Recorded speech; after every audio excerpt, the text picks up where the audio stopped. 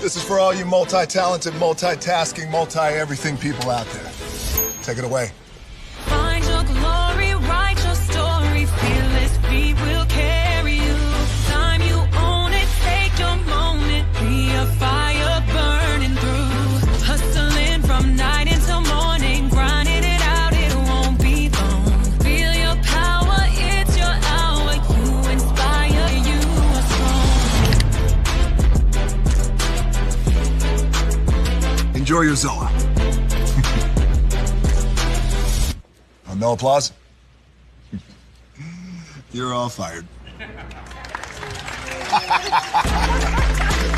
Now that you've reached the stage in your life where quality television is important, Nubian TV is a black network that speaks to your lifestyle. Nubian TV is the world's first digital network devoted to the upscale and political lifestyles of black people. Nubian TV's programming includes politics, travel, fashion, food, automotive, arts and culture, civil rights, music, and more. Watch now on Amazon Fire TV, Roku, or watch globally at nubiantv.net. Nubian TV, it's what you want to watch.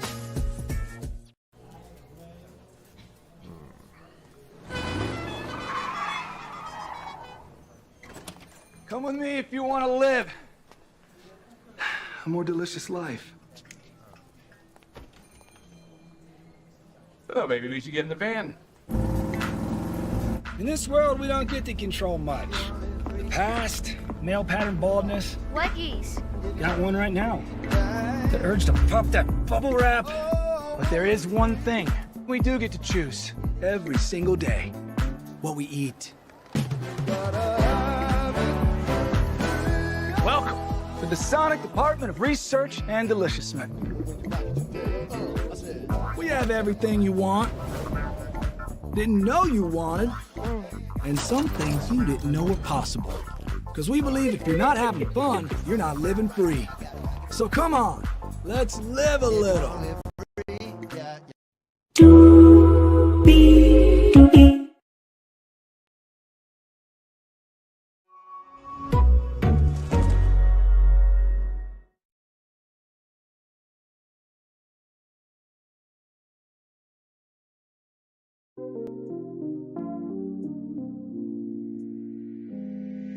What's going on, good people? Welcome into another edition of Braylon's Virtual Tour Live.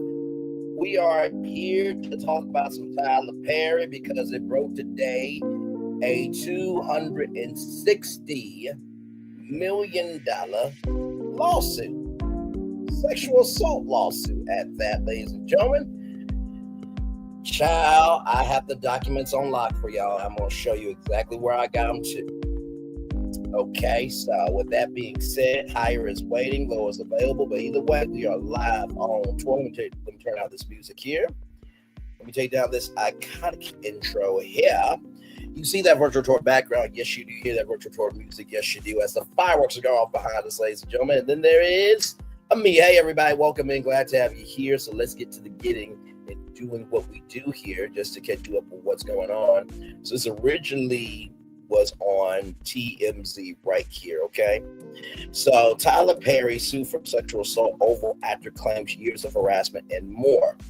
Tyler Perry is facing an accusation of sexual lawsuit, a claim from an actor on his long-running TV show, The Oval, and one Tyler's camp calls a scam, TMZ has learned.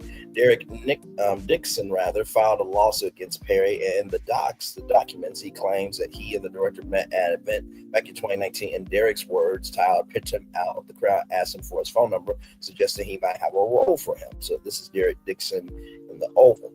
As it turned out, he did. Derek said Tyler gave him a small role in 2 episodes of a show called Ruthless. Then in January 2020, Derek says Tyler invited him to his Atlanta home. He accepted, hoping to build a friendship that would lead to more acting gigs, but according to the suit, while there, Derek drank too much and ended up sleeping in a guest room. In the documents obtained by TMZ, Derek claims Tyler got in bed with him and started touching his thighs. Although he rejected advances that night, he claims Tyler remained interested. Don't worry, we're going to get to all of that. Okay. Shortly thereafter, Derek said he landed the role of Dale in the Oval break for his career, but claims it was around this time that Tyler also started firing off sexually suggestive texts, including asking what Drew's sexual preferences were and telling him he had sex with men. Derek also notes his character Dale was rated as a gay, homeless, and desperate store clerk who had slept while the characters were a place to stay. He claims that's exactly what Tyler told him he was looking for in a real life sexual partner, someone who would be loyal and dependent upon Tyler. Derek said he figured his career would be derailed if he flatly rejected Tyler. So instead, he told him he just wasn't the sexual type, but he was always terrified he'd lose his job if he complained of sexual harassment. To that point, he says Tyler once again invited him to Atlanta later in 2020, and things allegedly took a dark turn. Derek claims Perry greeted him warmly, but quickly started a sexually charged conversation, like asking him if he likes it rough in bed, and then grabbed Derek by the throat while saying, "Look how excited you just got." Now, this is all alleged. He says he pushed Tyler away, and that was the end of that alleged incident. The lawsuit includes years of text messages allegedly sent by between both men. Most of the ones Tyler allegedly sent are sexually charged. For instance, one reads, "No straight man would be going on walks with you or cooking dinner for you unless they want to fuck you. I would fuck you." That's a text that Tyler allegedly sent to Dale Dixon. The most aggressive incident allegedly went down in June 2021, again at Tyler's Atlanta home. Dixon was staying in the guest house and wearing only his underwear when he says Tyler came in to give him a good night hug. He alleges Tyler yanked down his underwear, groped his butt, and said, "Relax, just let it happen," and assured him it wasn't going to hurt. Dixon says he managed to rebuff his advance by changing the subject. According to the suit, Dixon finally filed a complaint with the Equal Employment and Opportunity Commission in June 2024, and then quit the Oval, saying he could no longer put up with the alleged sexual harassment. Dixon is suing Tyler and Top Air Studios for quid pro quo and workplace sexual harassment, sexual assault, and battery. He's seeking $260 million damages. Tyler's attorney, Matthew Boyd, tells us this is an individual who got close to Tyler Perry for what now appears to be nothing more than setting up a scam, but Tyler will not be shaken down. We are confident these fabricated claims of harassment will fail. Story development, right? And then People Magazine also put it out here. Same thing, just to show y'all here.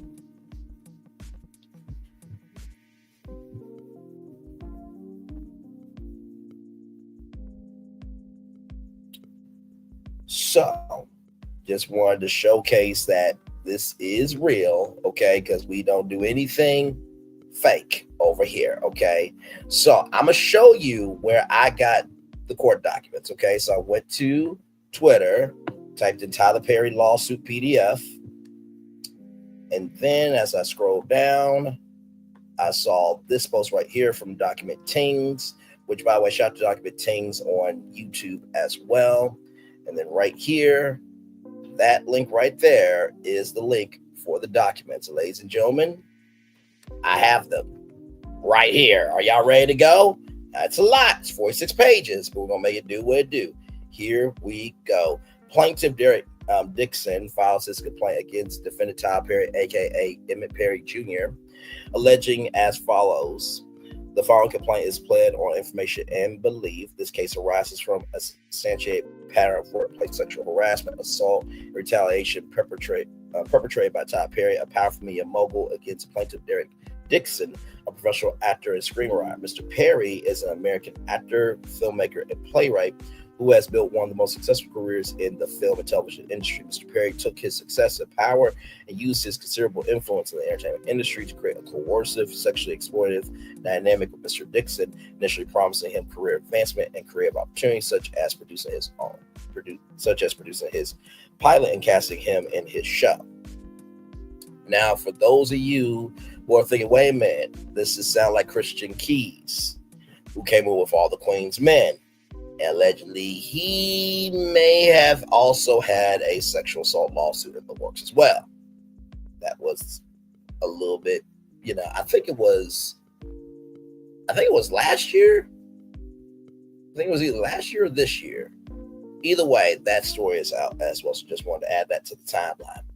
Only to subject him to escalating sexual harassment, assault, and battery, and professional retaliation when Mr. Dixon did not reciprocate Mr. Perry's unwanted advances. These events occurred while Mr. Dixon was employed as a series regular on the Tyler Perry show, The Oval, and while Mr. Perry held direct control over his employment, compensation, and creative opportunities, Tyler Perry rose against all odds to become one of the most powerful figures in the entertainment industry.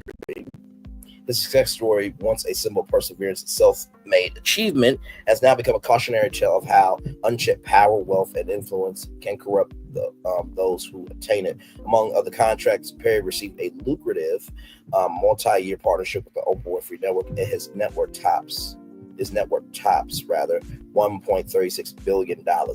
Tyler Perry's rise to fame and fortune elevate him from powerless victim to a figure of tremendous wealth, influence, and power, culminating in the ownership of his film studio. Rather than using his influence responsibly, Tyler Perry has engaged in a pattern of misconduct where he exploited his position of power. Tyler Perry has been using his power of influence to molest, abuse, and sexually assault impressionable and vulnerable employees and actors who look to him for guidance and mentorship while pursuing their dreams, just like Harvey Weinstein, Bill Cosby, R. Kelly, Sean P. Diddy Combs, Kevin Spacey, Roger Ailes, and many others in the industry. Mr. Perry's success has led him to believe that money and influence can just get him wherever he wants. That belief slowly transformed into the false idea that Mr. Perry can get whomever he wants. There are some things money can't buy. Mr. Perry sought the one thing his wealth and influence could not purchase: a sexual relationship with a man who remained silent. Mr. Perry told Mr. Dixon that his ideal relationship would involve a male sexual partner who he could provide for and who would be loyal but emotionally detached. Perry told Dixon, "Whoever ends up with me is going to be a happy motherfucker." Oh, okay then. Well, we're diving right in the words of Dexter. No, in the words of Joe Goldberg, my bad. Wrong show. In essence, Mr. Perry desired a one-sided coercive dynamic with a subordinate, an arrangement devoid of mutual consent or emotional reciprocity. Thus began Perry's calculated pursuit of Mr. Dixon. This was not Mr. Perry's first instance of sexual exploitation. He has demonstrated a troubling pattern of exploiting vulnerable male actors and employees, leveraging his industry power to create a cycle of hope and dependency. First, he offers aspiring actors the prospect of career-defining opportunities, roles that promise visibility and advancement. Then, once they are in his professional orbit, he uses the weight of his influence to ensnare them, positioning their success as contingent on meeting his demands. In a quid pro quo sexual compromise, this pattern of behavior recalls a calculated use of professional power for sexual leverage. Using his influence, Mr. Perry provided vulnerable men with active positions, roles, show contracts, cars, and money. Once the object of his desire was hooked, Tyler Perry would then put them in fear of losing it all unless they engaged in Mr. Perry's perverted desire for sexual gratification. Mr. Perry would easily kill off a character in a show of an actor who failed to indulge in Perry's sexual fantasies. So that's just the opening paragraph, right? And from what it's sounding like, it sounds like a lot of lawsuits that we have read. I mean, P. Diddy's, Cassie's lawsuit against P. Diddy, Jonathan Majors, Smokey Robinson, right? That these men were portraying themselves one way, but then behind the scenes, they were another, right? So there it is there. Ooh, that was a lot, child, for the opening paragraph. Let's keep going. So here it is here. In one such exchange, Perry stated he could fix things because actors of a show he was filming should all be scared because they were all shot at and we don't know who lives. Let me read that 2 more times just to make sure that I got that. In one such exchange, Perry stated he could fix things because actors of a show he was filming should be all scared because they were shot at and we don't know who lives. In one such exchange, Perry stated he could fix things because the actors of a show he was filming should all be scared because they were all shot at and we don't know who lives. So I'm guessing one of the shows, the cast or the characters were palled at, right? For a scene, meaning that Mr. Perry was going to use this as a tool to gain compliance with his desires. So let's see here. But I swear to you, I know how to fix this shit. I love killing a motherfucker in a show that no one expects. You could be sipping Mai Tais, counting coconuts right now. So I'm guessing that the gray is Tyler Perry. I guess the blue is Derek Dixon, I guess. Think about the last episode. We don't know who lives. Exactly. I'm scared there should be two. No, they're not. Last I checked, we all got the same bullets in us. So yeah, okay. So yeah, so the gray is Tyler Perry and the blue is Derek Dixon. Okay. Derek Dixon was Mr. Perry's sexual desire ever since they became acquainted. Dixon was working as a part of the event staff for a party hosted by Mr. Perry when Perry noticed, and Perry immediately offered Dixon the chance to audition for a part in one of his TV productions. Dixon agreed and was on set with Perry behind the camera for weeks in close quarters. During the time that they were filming, Perry would send flirtatious text messages to Dixon. For example, one message, Perry said that he was jealous when he saw Dixon go on a walk with another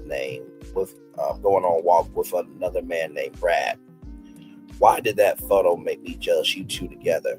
I don't know. It's just Brad. LOL. He just wanted to go for a quick walk to get his steps in, and now I'm walking to Chipotle by myself. LOL. Think Derek get that Chipotle. So once again, the black is Tyler Perry and the blue is Derek Dixon. In another text message, Perry stated to Dixon, what is it going to take for you to have gutless sex? Or guiltless sex, rather. Sorry, not gutless, child. Guiltless sex.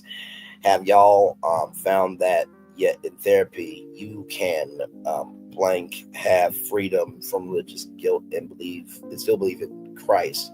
Plaintiff carefully navigated a friendly demeanor to prevent the loss of income and opportunity on the one hand, and on the other, a firm boundary against Perry's advances.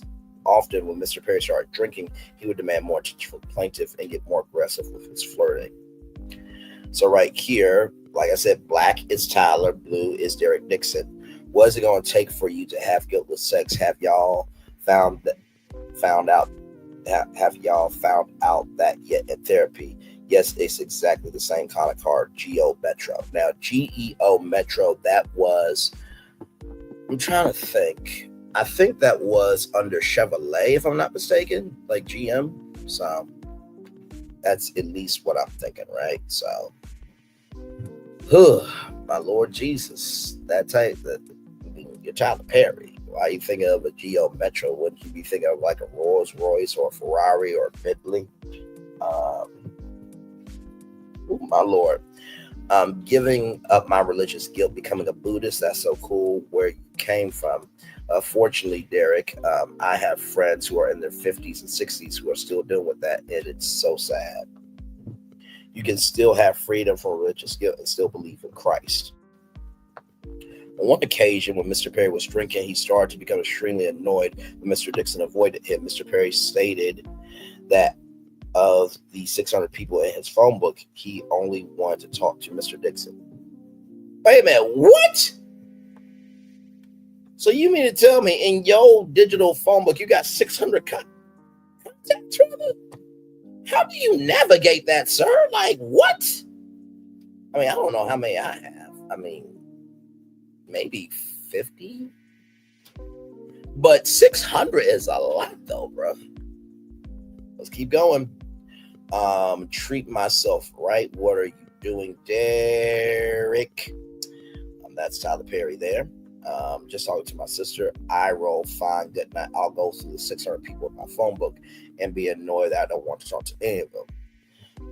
trying to get off so I can go to sleep off the phone. That Derek Dixon's trying to get off the phone, ladies and gentlemen. I understand, LOL. Apparently, you're not the only one that's been drinking tonight. I just started. They did, LOL. So, like I said, the gray is Tyler Perry, the blue is Derek Dixon. Dixon did his best to tiptoe around Mr. Perry's sexual aggression while keeping on Mr. Perry's good side. Mr. Perry made it clear to Dixon that Dixon ignored Perry or failed to engage with the sexual innuendos. Dixon character would die in the next season. Indeed, Dixon's character Dale was pounded 4 times in the chest at the end of his first season of The Oval, and Perry always held this over Mr. Dixon's head, implying that Dale would survive if Dixon kept Perry happy. Oh, okay. Well, I mean, if you think about all the people that have followed Tyler Perry over the years with his TV shows, now this is deal with TV shows. It's not dealing with his movies, ladies and gentlemen, okay? If you think about his TV shows like House of Pain, Meet the Browns, Assisted Living, The Oval, Ruthless, now you're starting to think, okay, were there inner workings behind the scenes that we had no idea about, right? That determined character storylines that we thought that it was the story, but turns out it was something else. My Lord. Once Perry recognized the extent of his control he had over Mr. Dixon, he escalated this behavior on multiple occasions. Mr. Perry sexually assaulted Mr. Dixon, including one instance where he forcibly pulled off Mr. Dixon's clothing, roped his buttocks, and attempted to force himself onto Dixon. Mr. Dixon told drunken Perry no and attempted to remove Mr. Perry's hands. Mr. Perry held tightly onto Dixon's wrist. Mr. Dixon was only able to escape after de-escalating the situation by abruptly changing the subject. The day after the assault, Mr. Perry called and texted Mr. Dixon relentlessly, saying, "Tried you." I think that's what it is. "Tried you, call me, and I really need to talk to you, please, soon as you can." So that's what Tyler Perry called and texted Mr. Dixon, ladies and gentlemen. Trying to make sure I didn't have to sneeze. Finally, when Mr. Dixon answered Tyler Perry's call, Mr. Perry profusely apologized for sexual assault while blaming it on other things. Perry continued he did know why he would do that. Maybe he was self-sabotaging. On the very same call, he apologized for the SA against Dixon. Perry told Dixon, "Don't worry, we're going to do your show," referring to the plot that Perry knew Dixon had desperately wanted to produce. Shortly thereafter, Mr. Dixon got a call from Perry's lawyer saying Christmas had come early, that Dixon was getting substantial raise, and that the show was greenlit. Perry's attorney explicitly warned Dixon not to tell any other actor on the show about Dixon's raise because no other actors were getting a raise on Dixon. Well, here's the thing, right? If Dixon was told not to tell anybody else, right, who was Derek Dixon's friends? Because I am sure that being a part of the Oval, and I forgot the Oval as well as a part of one of Tyler Perry shows, when you are doing sitcom, drama, dramedy, game show, talk show, morning television, evening news, you spend more time with these people than you do your own family most times, right? So there had to be somebody else to know about this, right? Right? I mean, sincerely, because most actors, when they show up to set, they roll up to the studio, backlot, they present their badge or their identification, then they go to, check in, then they go to their trailer, they get the script, then they go table read, then they get dressed, and in acting, it's a lot of hurry up and wait, right? So, but that's very interesting because wouldn't that also mean that Derek Dixon also talked to people about the show that he wanted to produce, right? So Perry kept telling Dixon that he was sorry, and that the harassment would not happen again. However, the harassment and assaults continue. Mr. Perry will also try to deflect the blame for the SA by saying Dixon didn't have a strong enough no. Perry told Dixon that you have to be able to say no to propositions for sex and mean it and make it clear. Dixon did not know how to answer without facing retaliation, cancellation of his production contract, or perhaps being illed off the show. So instead, Dixon made a joke out of the situation, saying that I only say yes to sex if that gets me an Oscar. In response, Tyler Perry said, the only one who could have gotten that the Oscar for you through sex is in prison.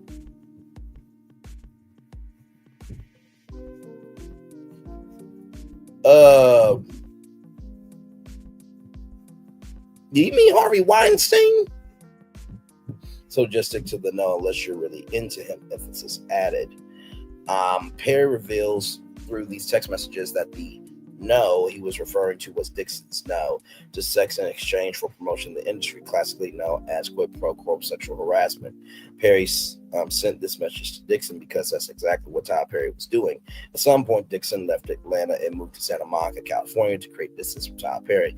However, even at long distance, Mr. Perry continued sexual harassment from Dixon. So here is the text message here. Text message exchange here. Nice. Santa Monica is nice. I'm glad you're going out there. How is your no? Is it stronger? You gotta have a strong no.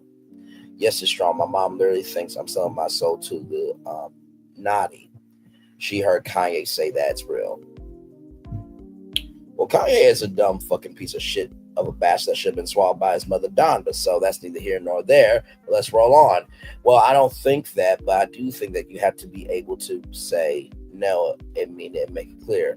I only say yes if it gets me an Oscar. JK, JK, JK, exclamation point. I hear you, period. Well, the only one who could have gotten that for you through sex is in prison. So just stick to the no unless you're really into him, with a tongue out emoji, wink face emoji. So it seems like here, now I'm just reading this as you're hearing it.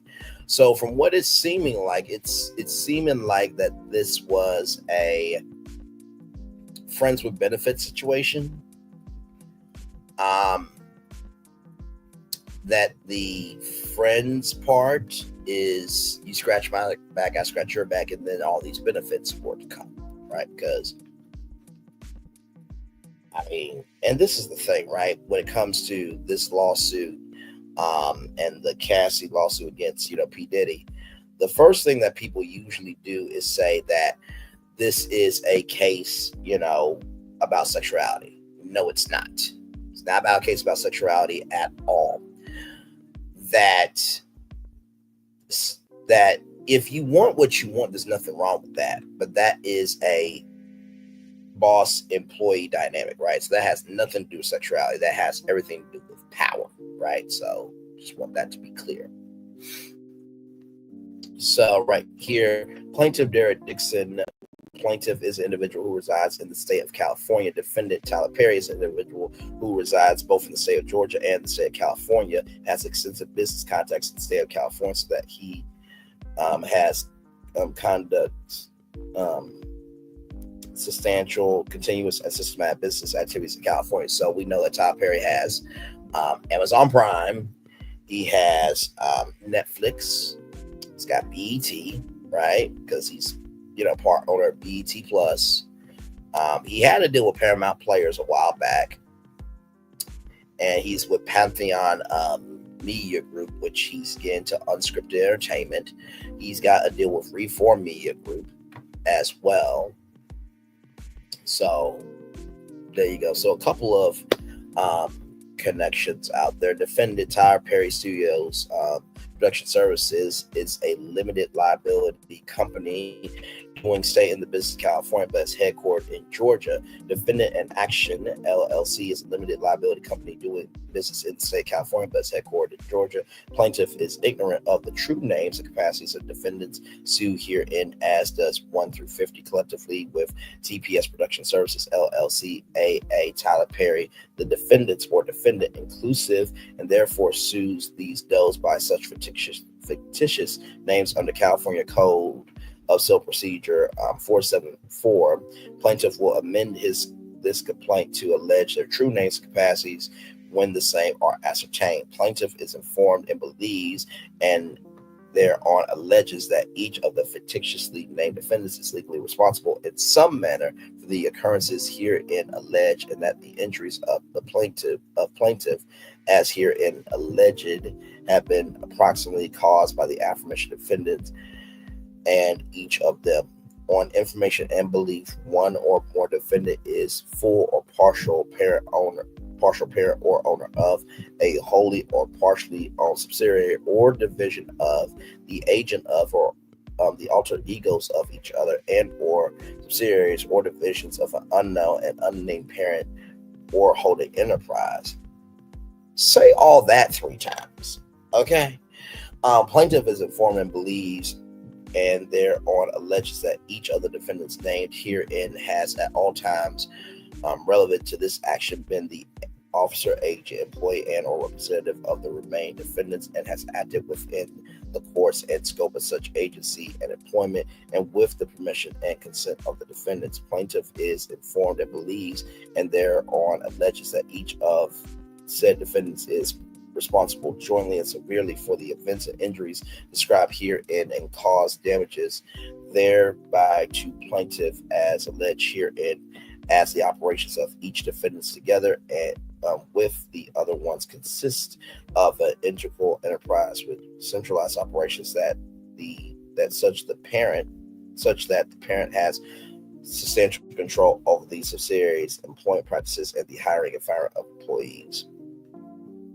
On the information and belief, it is further alleged that the defendants were at all times relevant here to the alter egos of each other, such that to affirm the legal separateness of the defendants for purposes of the claims presented in this action would lead to an injustice or an equitable result. Okay, so with that being said, what I'm getting from this is all parties involved are responsible for their part. Okay, that is what I got from all of this. Now, recognize I have not read these documents before the show. I'm reading them live with you in real time. Okay, there is a unity of interest and ownership between the company and its equitable owner or owners that the separate personalities of the company and its shareholders do not in reality exist. Defendants exhibit a interrelation of operations, commingling of funds, lack of observation of corporate formalities, undercapitalization, centralized control, common management, and common financial control, such that they are an integral enterprise and or alter egos. The company is a mere shell, instrumentality, and conduct through which the individual defendant or defendants carried on their business, exercise complete control and dominance of such business to the extent that any individuality or separateness from the defendants does not and did not exist. Plaintiff is informed and believes and thereon alleges that at all times here and mentioned each of the defendants was acting as the partner, agent, servant, and employee of each of the remaining defendants, and in doing the things alleged here and was acted within the course and scope of agency and with the knowledge of the remaining defendants. So basically, from what I'm seeing right here from this whole paragraph here, is basically saying the faculties of Tyler Perry Studios, they all have a part to do with this, because as you saw here, interrelation of operations, commingling of funds, lack of observation of corporate formalities, undercapitalization, centralized control, common management, and common financial control. So basically, HR, accounting, line department, sound department, all those departments, they all have a part in this allegedly. Like I said, I'm not a lawyer. Okay, I'm not a lawyer. Not a lawyer. I'm just giving you this from the social point of view. That's all I'm doing. Nothing more, nothing less. Okay. Let's see here. Right here, venue and jurisdiction. This court has personal jurisdiction over all defendants because they have purposely availed themselves or residents of the state and or conduct business in California. And this lawsuit arises out of facts that occurred in California and relates to their context with California. Further, the vast power of abuse, including sexual assault, harassment, and inappropriate, in addition to wielding power and control over the plaintiff, was consistently present when defendant Perry engaged in the most recent acts described here. And the location of all events herein alleged occurred within the jurisdiction of California. The plaintiff was harmed and injured in California by defendants. The California Superior Court also has jurisdiction in this matter because the individual monetary damages and restitution sought here and exceeded the minimal jurisdiction limits of the Superior Court will be established at trial according to proof. Venue is proper in Los Angeles County pursuant to CCP 395A and CCP 395.5, and that liability arose there because at least some of the transactions that are the subject matter for this complaint occurred therein, and or each defendant is either found, maintain offices, transacts business, or has an agent therein. So this is interesting, right? Because, you know, Tyler Perry does have a whole house in California. Actually, let me show that.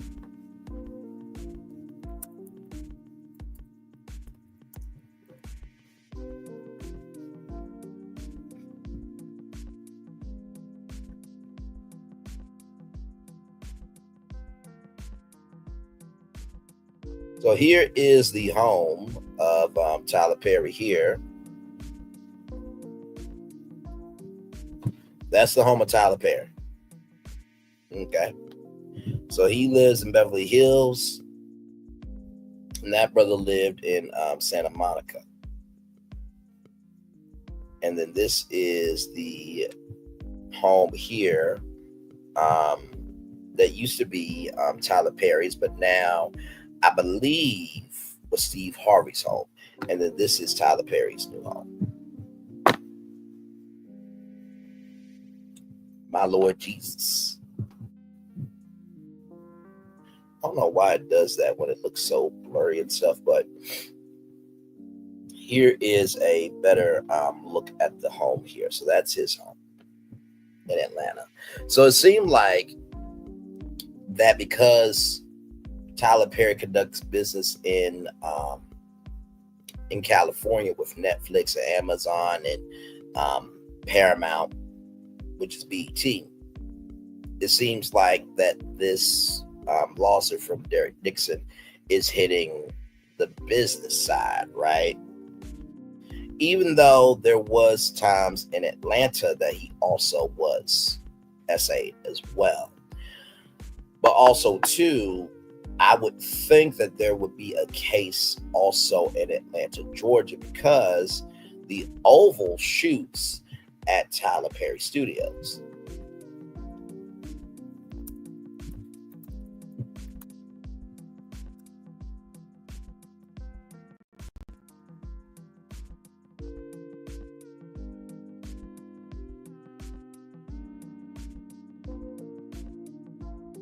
So let me show you this.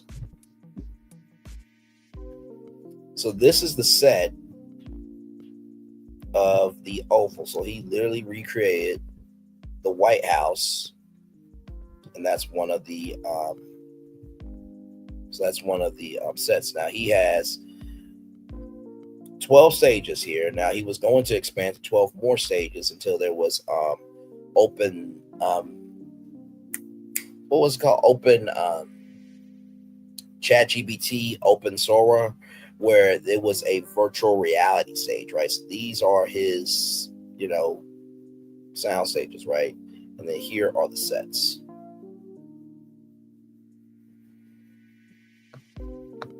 So he's got, come on now.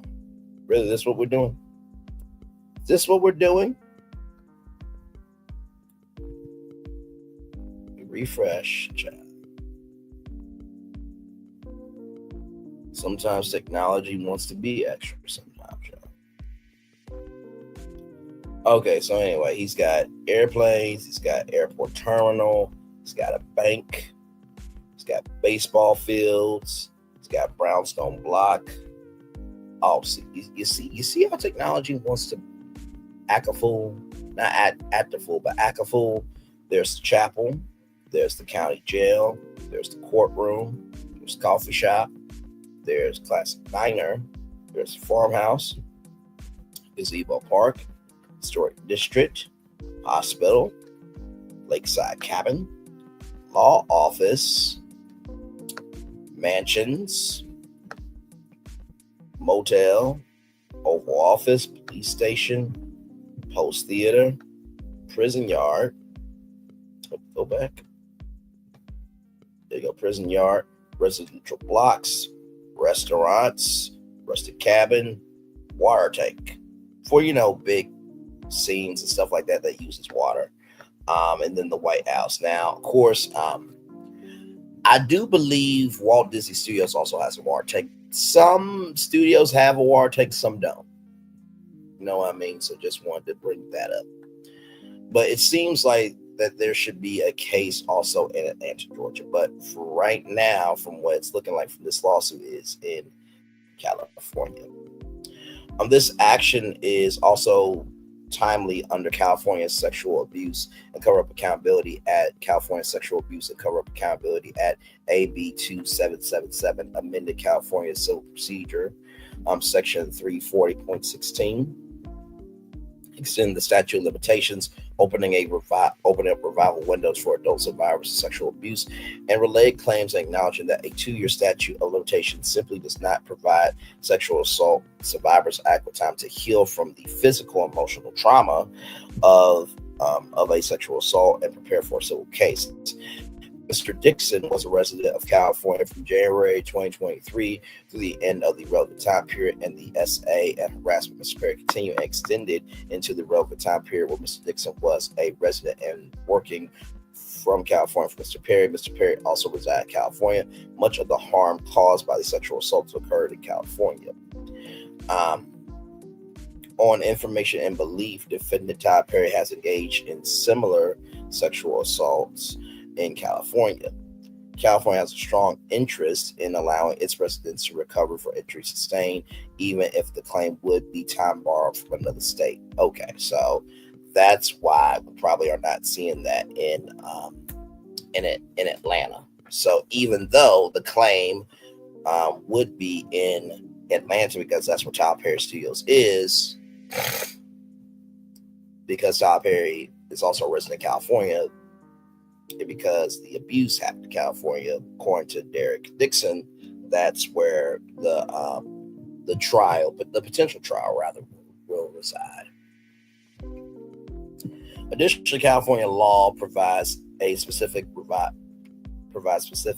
rival statutes for SA claims, such as California Code CIV Proc 340.16, which provides certain claims that will otherwise be time barred if the plaintiff meets the statutory criteria, including allegations of a cover-up by an entity legally responsible for the assault. The claim may proceed under California law, even though it will be barred under Georgia law. Okay, it's making more sense now why it's not under Georgia law, but it's under California law. Okay. Mr. Dixon was a California resident while performing work for Tyler Perry from January 2023 until his termination, and is currently domiciled in California. Factual allegations. Here we go. In or around September 2019, plaintiff worked for an event company called Legendary Events in Atlanta that was hired to organize defendant Perry studio opening party. So y'all remember the big gala, right? For Tyler Perry Studios. Apparently that was that party. Plaintiff was recruited by Tom Conway, the owner of Legendary Events and close friend of Tyler Perry, Mr. Conway decided to place Dixon directly in a role at a part that required frequent conversation with Tyler Perry. Defendant Perry picked plaintiff out of a crowd of employees present at the party and began asking plaintiff questions about his employment status, whether plaintiff was an actor. In or around early October, and on the last day of the party, defendant Perry insisted that he and plaintiff exchanged phone numbers, and Perry subconsciously texted plaintiff to introduce himself. Perry began asking Mr. Dixon about his dreams and aspirations. Dixon told Perry that he was interested in acting and writing. Perry told Dixon to do an audition over the phone. Dixon told Perry that he was at a Halloween party. Perry asked to see pictures of Dixon in costume. Dixon complied. When Perry saw the pictures, he texted Dixon, "I was going to say, your cowboy needs a sugar daddy." Okay, then. Perry continued, "You look great. You're just lacking costume parts. Sorry, don't want to offend." Dixon responded, "Not at all. It's so true, half-ass costume," which Perry replied was true. Cowboy needs a sugar daddy, implying Perry wanted to be Dixon's sugar daddy. Dixon quickly shut down those comments by reiterating what he said earlier, that the truth was he was lacking costume parts. So maybe he was lacking a hat. I don't think it was like cowboy boots. Maybe the spurs on the boots, maybe, or a buckle on the belt. So that could be potential. That could have potentially happened. Sorry. Shortly after, Dixon's boss at Legendary Events called Dixon and told him that Tyler Perry was having another event in Los Angeles, and specifically wanted Mr. Dixon to fly from Atlanta to Los Angeles to work on the event. Excited for the opportunity to fly to Los Angeles, Dixon was flattered, jumped on the opportunity to meet Tyler Perry again. Shortly after doing the event on November 3rd, 2019, defendant Perry sent plaintiff several text messages that he would love to find plaintiff a job and change plaintiff's life, insisting that they should make it happen. Perry sent Dixon what turned out to be an ominous warning: "Be careful hanging around me, because wait a minute. Be careful hanging around me, because I cause dreamers to dream bigger. I cause them not only to believe but do. Then let's make it happen. You're an artist. You have to be fulfilled. Nothing else would suffice." Okay, so now we're getting into the weeds of why the case is in California. First of all, be careful hanging around me. That's a lot. If I get a text message of "be careful hanging around me," I'm like,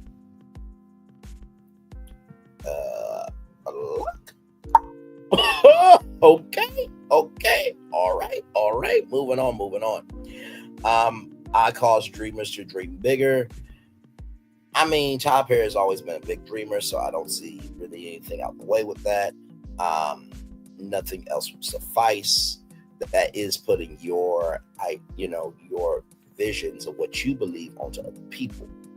Now, this is all alleged, y'all, okay? So I'm just reading the documents as you are hearing them, okay? So listen, let me refresh this to make sure we're still good. Yep, we're still good. Child, listen. Things we do for our audience, y'all. The very next day, defendant Perry sent an email which contained an offer for plaintiff to play the role of Dale in Perry's TV series Ruthless. I almost forgot Ruthless as well in the many shows. He's got so many shows on there. Good Lord. Perry said it was a small role that could get a lot bigger, thereby setting up the first stage in a series of escalating quid pro quo offers. At this point, Dixon did not know Perry was interested in or that he was looking for a sexual relationship. Dixon assumed that Tyler Perry was genuinely caring person who discovered the talent that Dixon always felt he had. Dixon filmed his roles in Ruthless in mid-November, went back to his job as an event staff for Legendary Events. Approximately 1 month later, Perry bought and gave Dixon a new car because he hated Dixon's Jeep.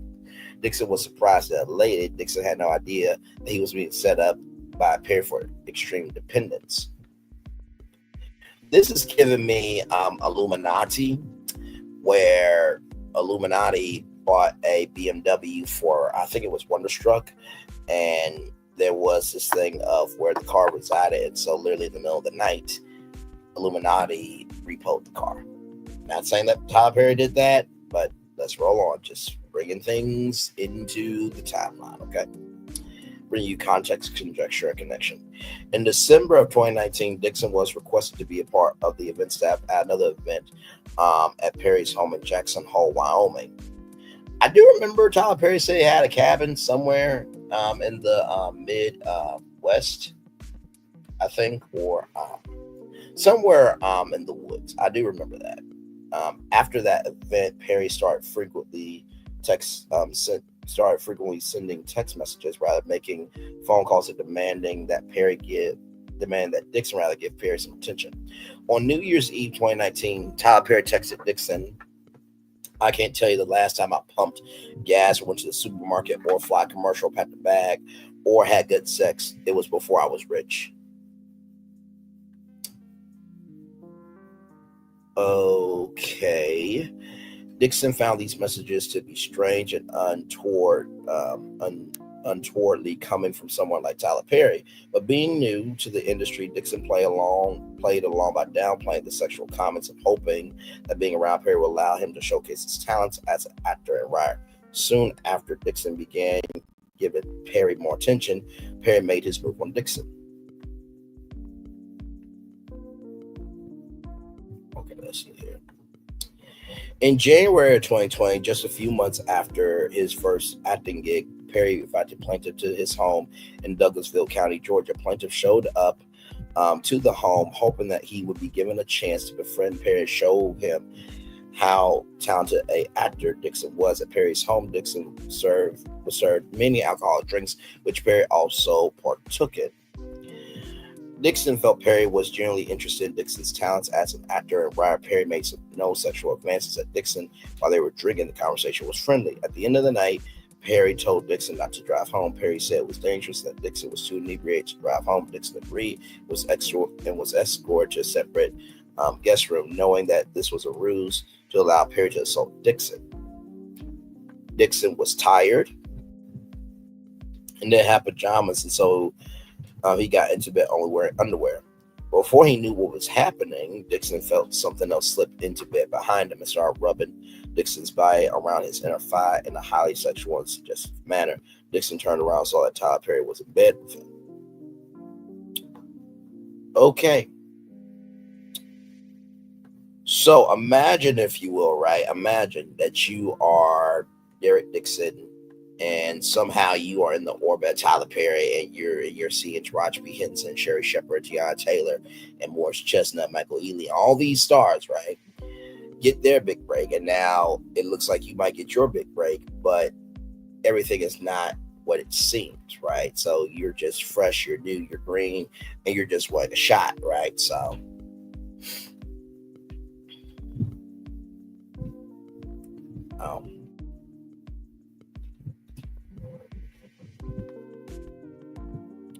at this point, Dixon's stomach started to turn and he began feeling nauseous. Instinctively, Dixon jumped out of bed and told Tyler Perry that he wasn't sexual. Tyler Perry ignored the comments and told Dixon to turn around so Perry could see him naked in his underwear. Perry then commented on how beautiful Dixon's body was. Dixon once again told Perry that he was not into intercourse. Dixon kept informing Perry that he was not into intercourse in order to keep Perry at bay, while at the same time not insulting the person who was dangling his career in front of him. In response to Dixon's frequent assertions that Dixon was not into intercourse, Perry started prying further. Perry would send Dixon a text message saying, "I hope you would let someone hold you and make love to you. You're missing the best years of your life, my friend. Trust me, I hope you get past that block in your mind soon."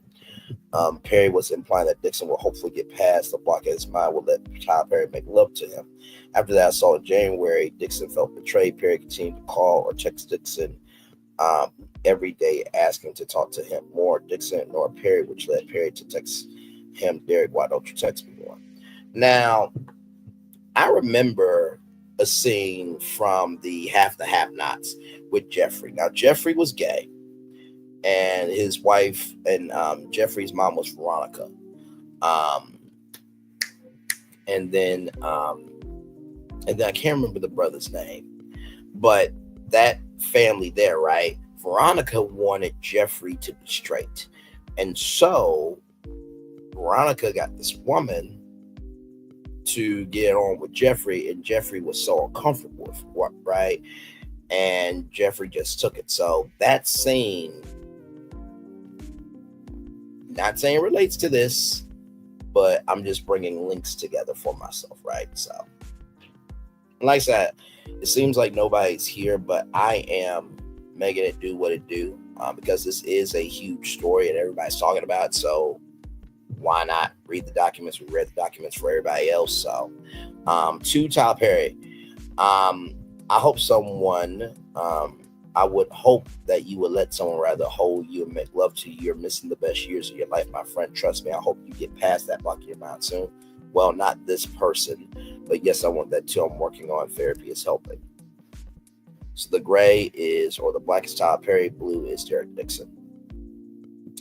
The more Dixon ignored Perry, the more aggressive Perry became, until finally Perry offered Dixon a part in a new show called The Oval. Dixon was intrigued and hoping that this would be the big break he was looking for and a chance to display his acting talent. On February 11th, 2020, Perry told Dixon to quit his job at Legendary Events and come work exclusively for Perry. Perry was not able to control Dixon, so as long as Dixon had secondary income that was provided for his basic needs. And here's the thing, right? If you guys remember Jeffrey from the Cosby Show, right? Remember when he was working at Trader Joe's? Because actors don't really, unless you're a big actor like Meryl Streep, Denzel Washington, right? You don't really have it like that. So for Tyler Perry to say come work exclusively for him, what is a little off to me, right? Because Dale Dixon is not known. He's a new actor. So, of course, he would keep his job at Legendary Events so he could have a stable income. Makes sense, right? Once Dixon quit his job due to his role on The Oval, Perry started getting more and more personal with Dixon, knowing Dixon was now under his control. Perry will often say things like, now this is all legend. Everything in this lawsuit is alleged. I give and give and give, and no one does everything, and no one everything does anything. What? I give, and give, and no one ever does anything for me in return. Okay, just want to make sure I got that grammatically correct. No one ever gives me what I want or what I needed, implying that Dixon was not giving him intercourse. Interesting. Perry started asking Dixon about Dixon's sexual preferences and what role Dixon took on when engaging in sexual acts, whether he was a top or bottom, which in sexual terms means whether Dixon preferred to give or receive behind sex. I'll just say that, okay? Just behind sex. Perry further insisted to Dixon that he had intercourse with men before and that he was a top. Perry further told Dixon that when you have a big cream stick and when you hit the G spot right on these bombs, they go crazy. Perry further told plaintiff that he wanted a man who was in a relationship with another individual with whom he could be emotionally involved and engage in sexual acts with, like a friends with benefits relationship, which I did say towards the top of this tour that this is what it's sounding like, because Perry didn't have time to deal with the emotional aspect of a relationship, only the physical.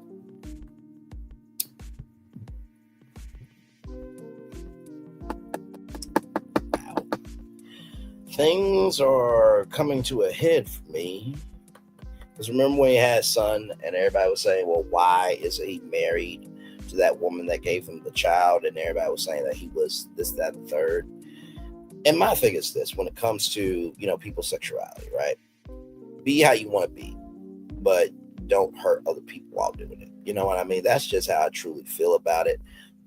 If you want to be that, then be that for yourself, right? But to do this allegedly to a whole nother human being when maybe they're not as comfortable as you, that's not cool, bro.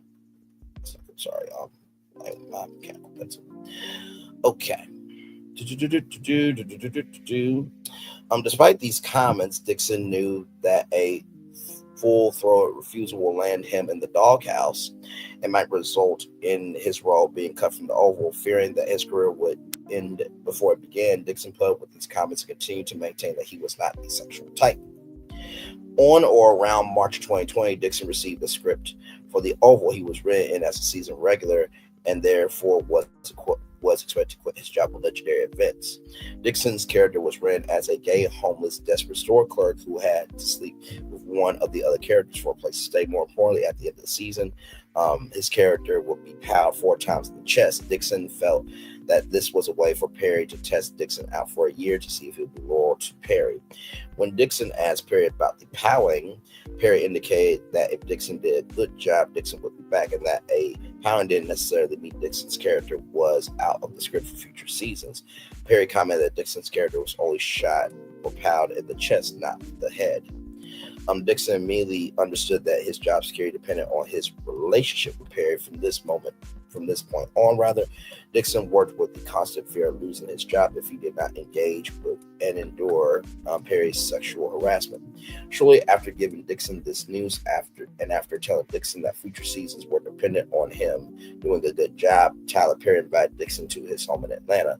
Plaintiff asked questions and tried to wiggle his way out of the invitation because he remembered what happened the last time the two were alone. However, Plaintiff knew that his job, security, income, and livelihood depended on his attendance. Plaintiff had seen other employees of Perry's who had experienced sudden deaths on the show when they fell on Perry's bad side. In fact, Perry made it clear to Dixon that he will often kill characters in order to get an actor to be loyal or obedient. Just came out with Divorced Sisters. I'm also thinking about Sisters as well and Satima. Child, hey, 2 people, welcome in. Just been reading the lawsuit that Derek Dixon filed in Los Angeles County Superior Court against Tyler Perry. So glad to have you all here. When Dixon arrived at the house, Tyler Perry gave Dixon a warm welcome and was very friendly. Soon after, Tyler Perry started asking Dixon a slew of sexually charged questions, even asking if Dixon liked it rough in bed. Then Perry physically reached out and violently grabbed Dixon's throat, attempting to physically choke Dixon. He remarked, "Wow, look how excited you got. You do like that." Dixon was horrified, shocked, and in a panic. Dixon never thought that Tyler Perry could get so violent and would place his hands on Dixon's throat in a sexually aggressive manner. Dixon did not enjoy or consent to any of this conduct. Dixon was in shock and took steps to immediately de-escalate the situation. So, I mean, my Lord Jesus. So, you had to quit your job to work for Tyler Perry exclusively, right?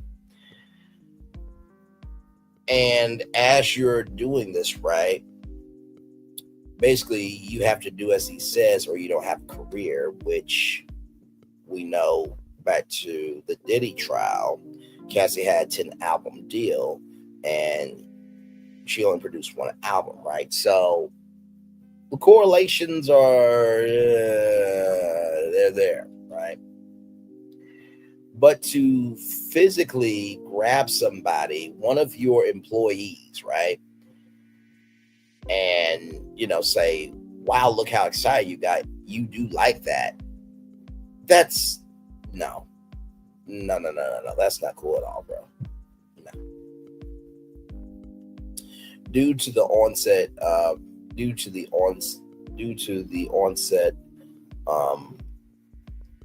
offset of the COVID-19 pandemic in March 2020, filming for the Oval was postponed indefinitely. During the period in which filming for the Oval was postponed, Tyler Perry would make FaceTime calls, other contacts with Dixon almost every day, treating Dixon as his on-call pet.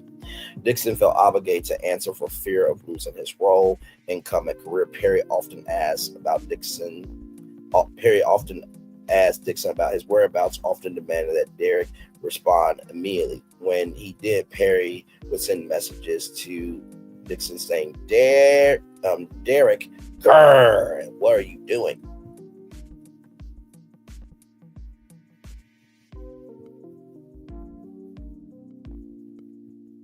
Hey, boo-boo.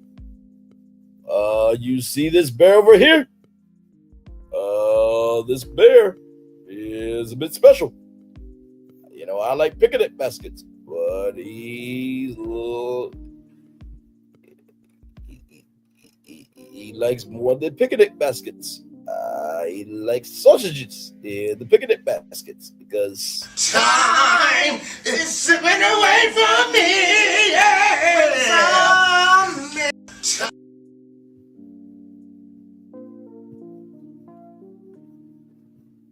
let's roll on.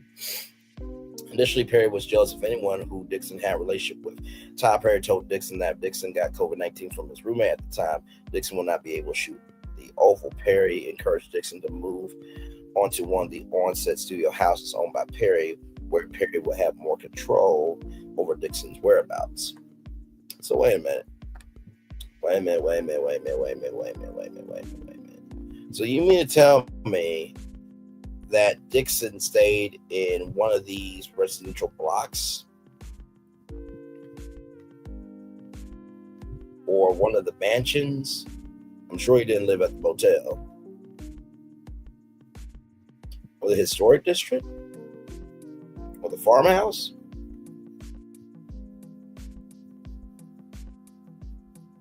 Or Brownstone Block? There's the baseball fields there. There's the community bank. There's the airport terminal. There's the airplane. Okay. Rolling on.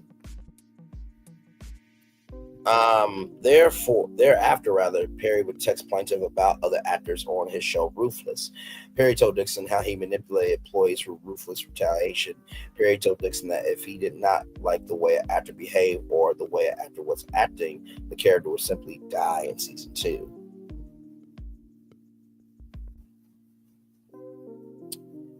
Okay.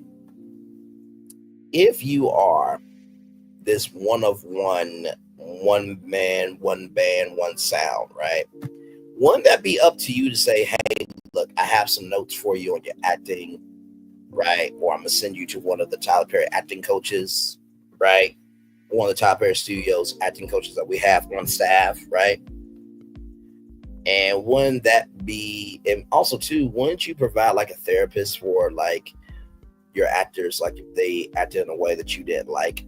Now, this is just me saying, this is just me thinking all this, right? I'm just thinking as you're hearing it, right? So Dixon understood that Perry was informing Dixon to be cautious about disappointing, upset Perry.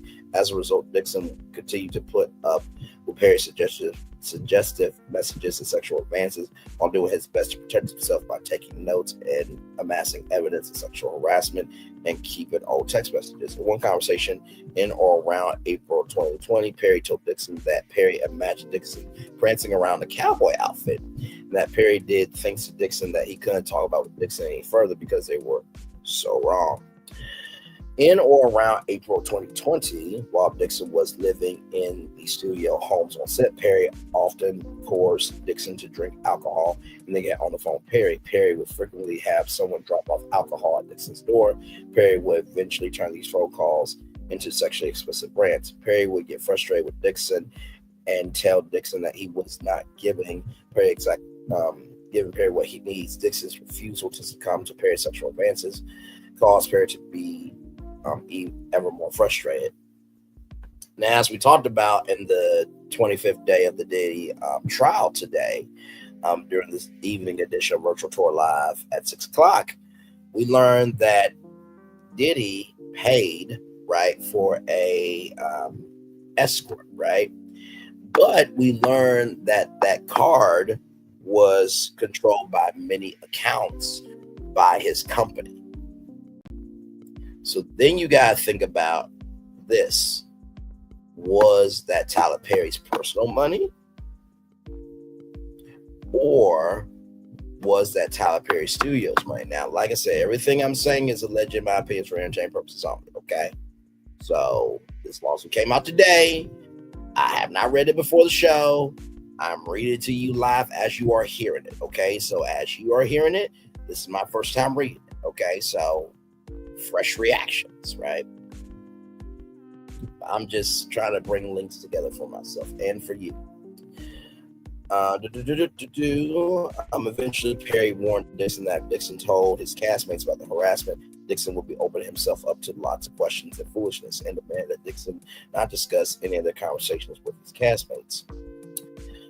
Perry upped the stakes by telling Dixon point blank that he was not to tell anyone about their friendship. Perry told Dixon that it should all remain a secret and tried to make it seem like this secret was for Dixon's benefit.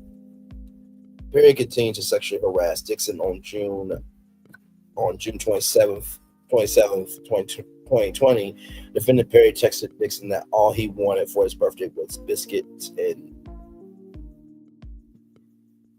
BJs or fellatio, right? But all that Perry ever received were biscuits. Insinuating a request for fellatio from Dixon. This text was followed by other messages calling Dixon cutie, and that Perry was just thinking about Dixon. So right here, this is Tyler Perry. Listen to me. If you let the cast know that you and I have a new friendship, then you're opening yourself up to lots of questions and foolishness. You want them to know that you are there because of your talent, not because we have a friendship or because Tony got me to give you a job. You earned your spot like everyone else. Don't give people opportunity to play you small or they will. I can't teach you everything. Fortunately, there are some things that you just have to learn yourself. Because when we go back to work, I'm not going to know you. I don't have any friends that work for me, my friend. Professionalism is key. You're totally right. I hope you got my friend. That makes sense. Just watch the behavior of everyone around me on set. Yeah, I will. I don't want to give anyone the opportunity because work is work. So this is interesting. I don't have any friends that work for me, my friend. Professionalism is key. So, like, Taraji P. Henson, you've worked with many times. Is she not a friend? Oprah Winfrey, that you made a deal with, is she not a friend?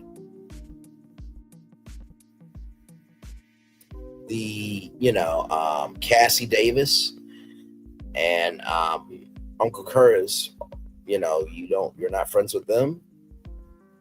Are you not friends with, David Tamlin Mann? Like, this is where it gets into dicey territory, right? Because now you're thinking about the totality of,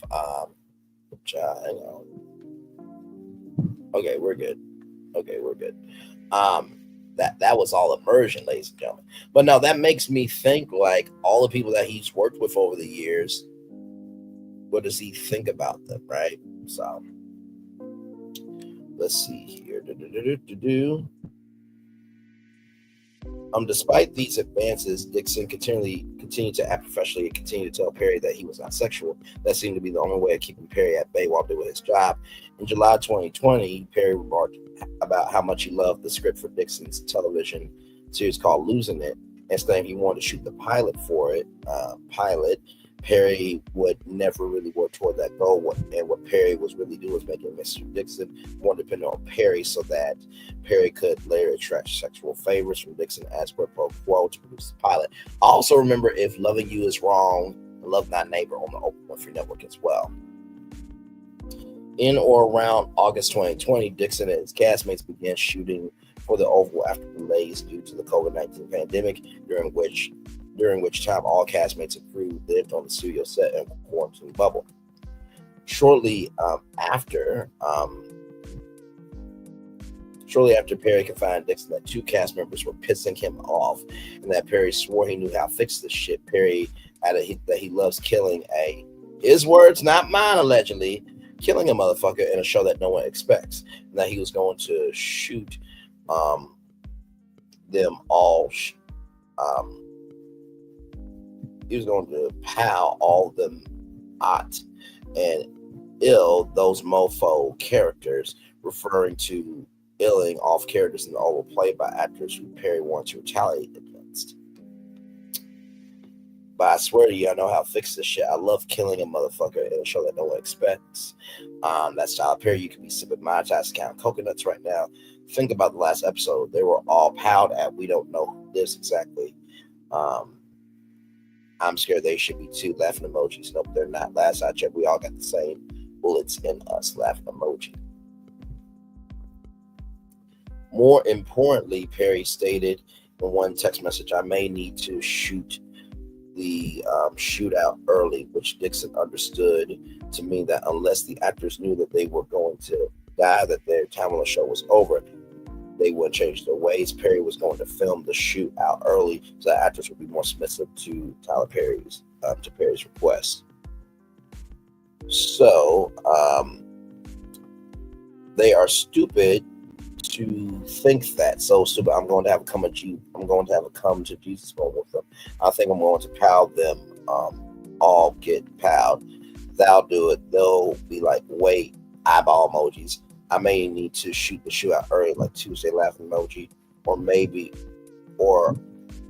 okay, that Beyonce song, the loudspeaker for everyone. I was just about to text you this. Okay, well, first of all, the thing that really is boggling my mind is this, right? With the Oval, it's a political series, right? So about interracial couple and the behind the scenes of the White House, this, that, and the third. This series was to explore the dynamic of, what could potentially go on in the White House with, minorities running a fictionalized Washington, right? And so when you do a pow out, which, has happened in the political world, people think that you are relaying it to the real world and also to their fault storylines. But with this, what it's insinuating is, okay, this is my mechanism to get my cast ad right. So then it falls. So then it mentally destroys the viewer's experience of all the shows that they've watched Tyler Perry over the years, right? So Perry intentionally made these comments to instill fear in Dixon. Mr. Dixon now knew that he too would lose his job if Dixon did not play ball with Perry's sexual harassment. This is what Perry has been saying up, rather. Dixon was now fully reliant on Perry for his income, hope, and future aspirations. Perry made it clear that Dixon was not to disclose the relationship to anyone else, and Dixon was aware that Tyler Perry would ill him off the show for good, thereby ending his career if Dixon got on Perry's bad side. To top it all off, Dixon already knew that his character was fouled 4 times at the end of the season, but the shots might not be fatal. In July 2020, Perry read the script of Dixon's plot and told Dixon that he loved the show so much he wanted to shoot the pilot for it. Dixon did not know that Perry never intended on shooting the show. Perry knew that he could use the motivation of Mrs. Dixon's show to get Dixon to do what Dixon had been resisting for many months, which was to give Perry the sexual gratification Perry so craved. Once the stage was set, Perry knew he could get away with sexual harassment. During the filming of The Oval in 2020, Perry engaged in a severe and pervasive tirade of sexual commentary, including but not limited to Dixon like being choked, following Dixon's being choked by a cast member in one scene of The Oval.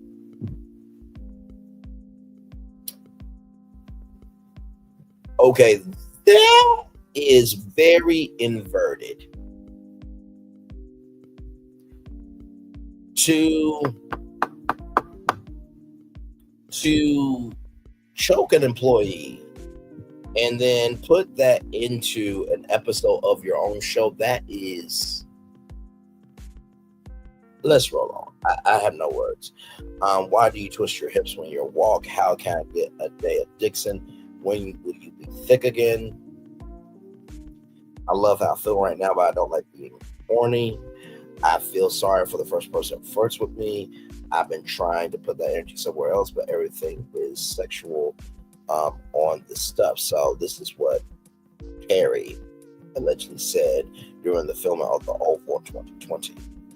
That snake across the table made me think of a photo of Nicki Minaj from the music video for a song Anaconda, in which she references intercourse with male genitalia symbolized by a snake.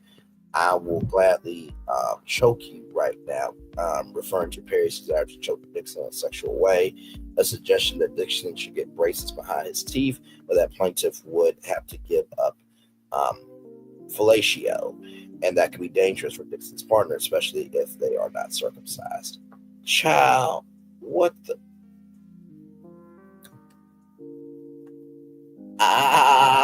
Bruh, what are we doing here? Jesus Christ, bruh.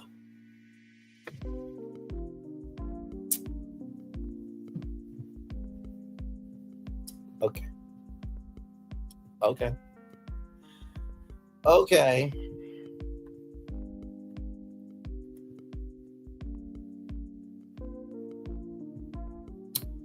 Child, let's roll on. That's when you were thick Derek, fun Derek, drunk Derek, before COVID Derek. I just miss him without butt. And thick Derek would have worked them pants out.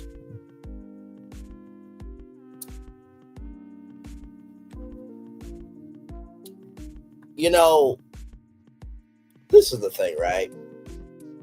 Let's just say, right, for example, let's just say that I did Content Creator Wheel of Fortune, right, on ABC.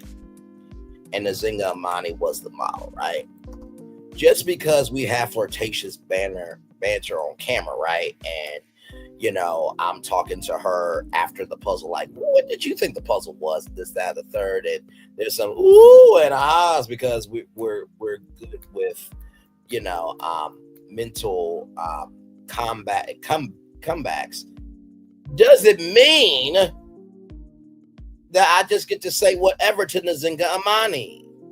What the hell? What the helly? What degrees or what dimensions of hell, rather, are we at, child?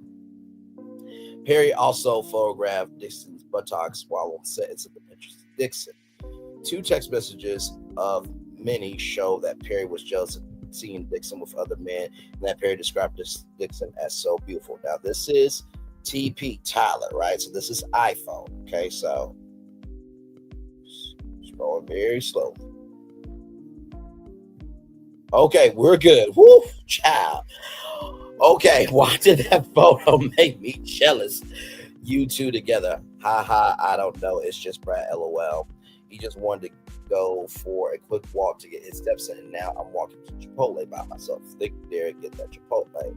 Haha, can you tell from that photo? No, I can't. Only from your jeans. Haha, that's how I measure too. If I'm not filling them out, I'm not working hard enough, right, to make men swoon, I think. Therapy is helping. Not that person, LOL. Just saying, LOL. I feel sorry for the person that you choose. I won't even take an aspirin from someone anymore. Haha. I would cry if that wasn't so funny. Why? What I meant by that is you're so beautiful that when you find able to unlock your mind, you're able to make that person crazy. This series of comments and other unwanted sexual references made Dixon highly uncomfortable. Dixon was caught in a bind that he could not complain to anyone in HR. He had nowhere to turn for relief from the sexual harassment, and he knew that if he did not endure, he would be illed off the oath. He will be illed off from the oval. Dixon was unsure where to joke back of Perry's sexual harassment, so he endured knowing that his job was on line if he did not engage. Perry will also share intimate details of his own sex life with Dixon. Among other things, Perry would tell Dixon that he had not had good sex since he became rich. There were certain times that he had not been touched in months. Little much for just being an employee on one of your shows. Just a little much. On the second to last day of shooting for the Oval, Dixon filmed the episode where his character was piled 4 times, indicating seeming into his role on the show and termination from the job. It was precisely following this day of filming when Tyler Perry knew that Dixon's character's fate was to be decided, that Perry invited Dixon to his tray for drinks. Dixon knew that refusing meant the end for his career, so accepted. So, right, we just had a heaping dose of it. Now it's back to nothing. It's really weird. I didn't have any contact. What are you talking about? I haven't touched in months. Oh, you mean touch? I thought you meant being around people. Jacob, I love that you only say that when I'm being stupid. I guess the Jacob dumbass version. I mean, not dumbass, but blonde.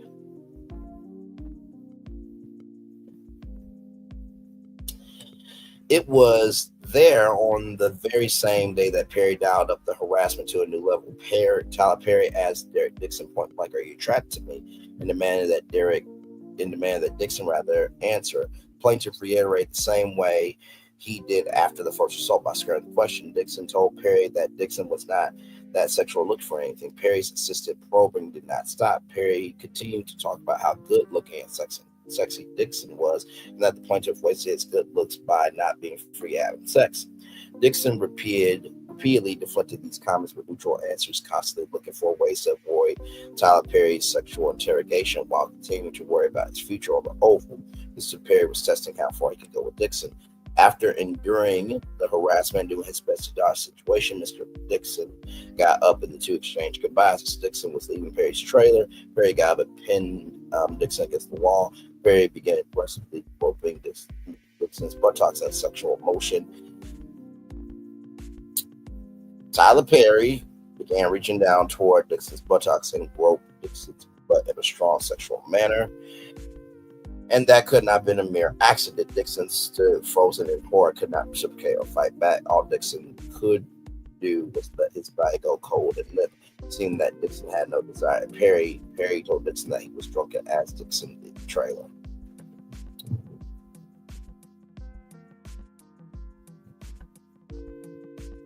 So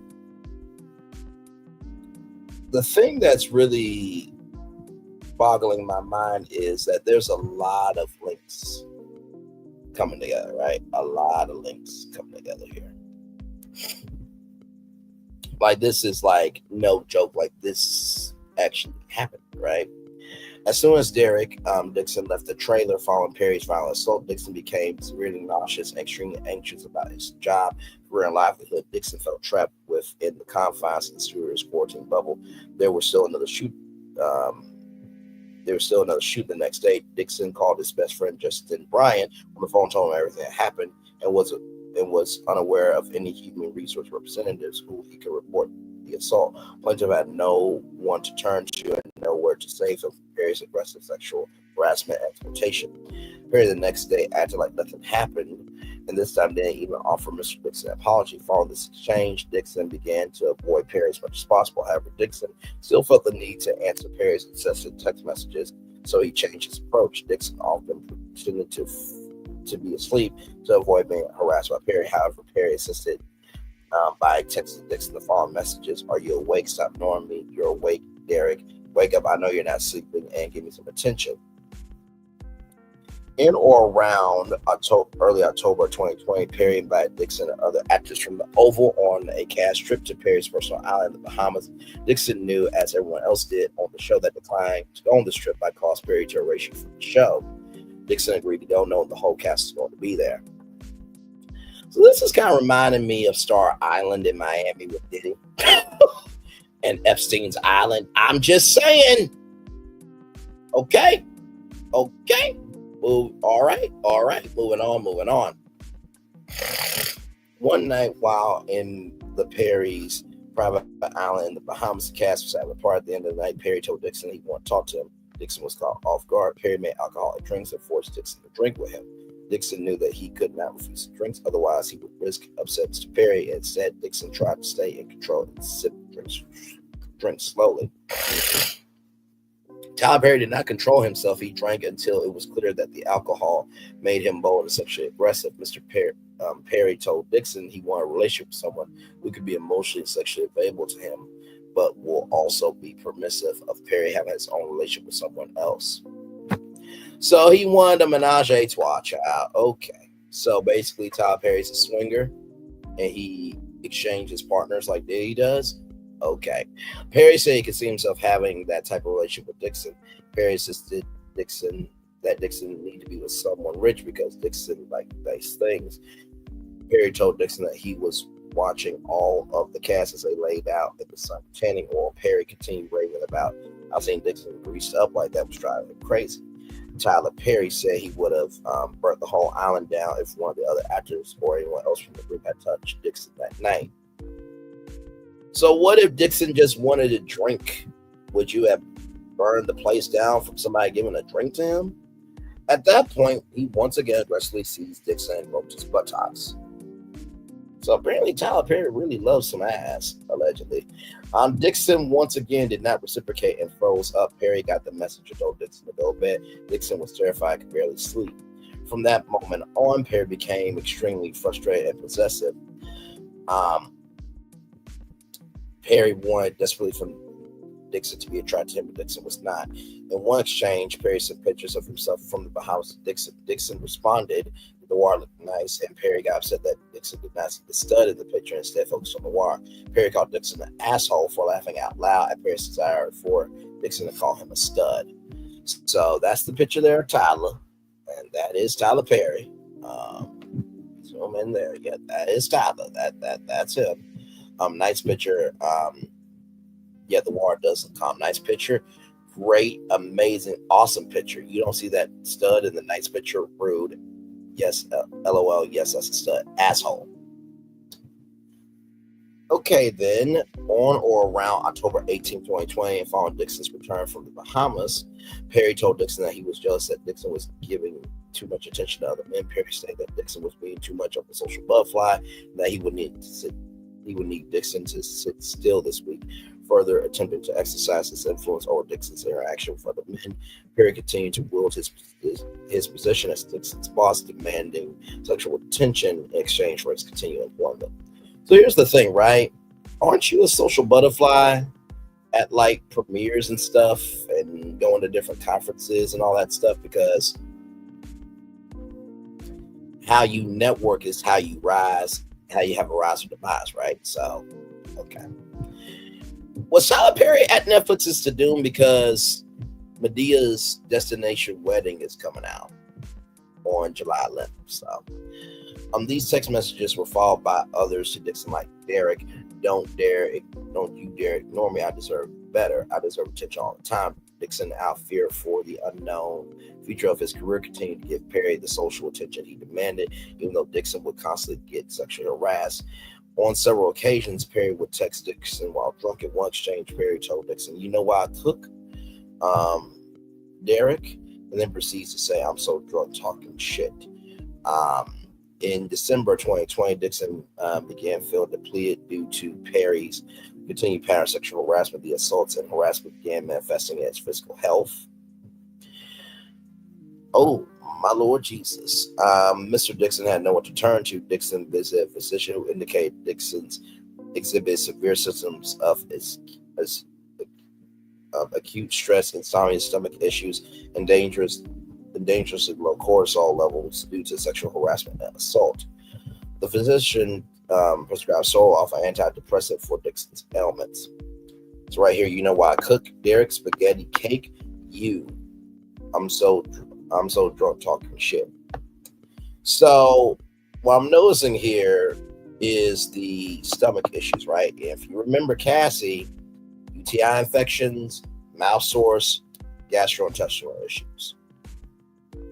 And also, too, it was to the point where Cassie could not take antibiotics.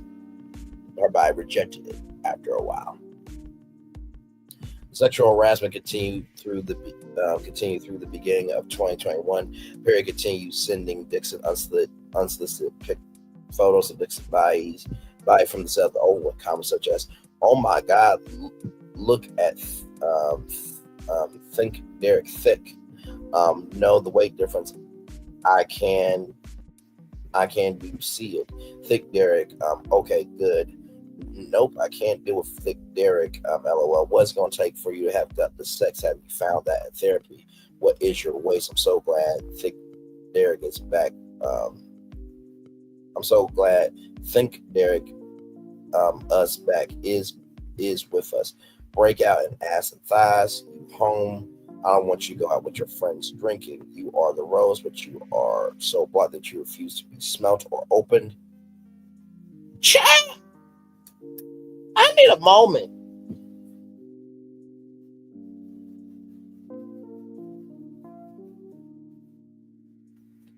What?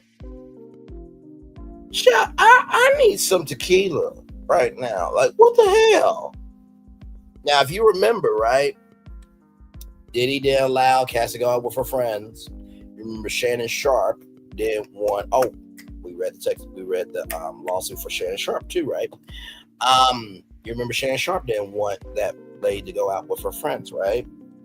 Jonathan Majors didn't want, Grace Jabari to go to the hospital, right? Because of the injury, right? Skip Bayless as well. We read Skip Bayless lawsuit and Joy Taylor and Charlie Dixon as well. So a lot of these lawsuits are connecting, and also, Smokey Robinson as well. So it's a lot going on here. But this line right here, you are the rose, but you are so black that you refuse to be smelled or opened. You are the rose, but you are so black that you refuse to be smelled or opened.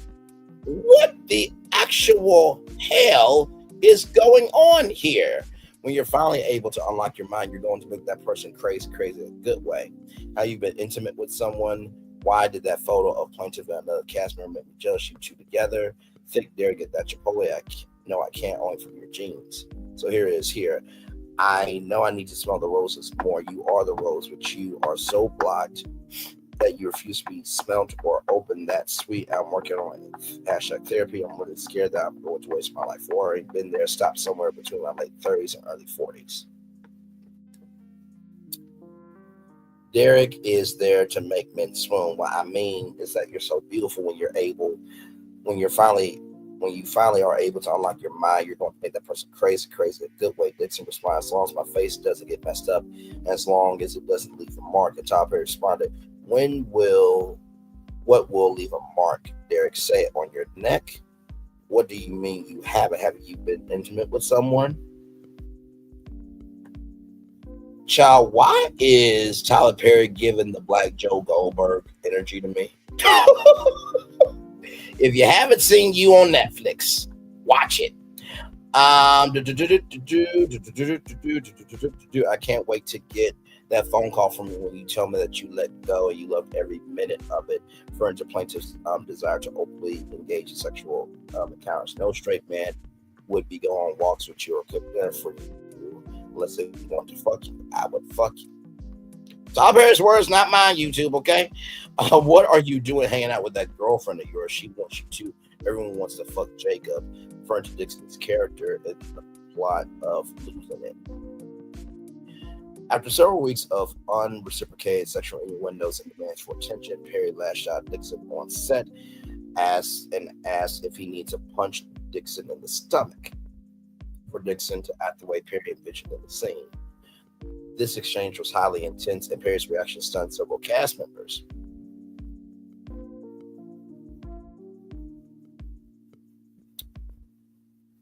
I wonder if other cast members of The Oval also have text messages with Dixon, because usually most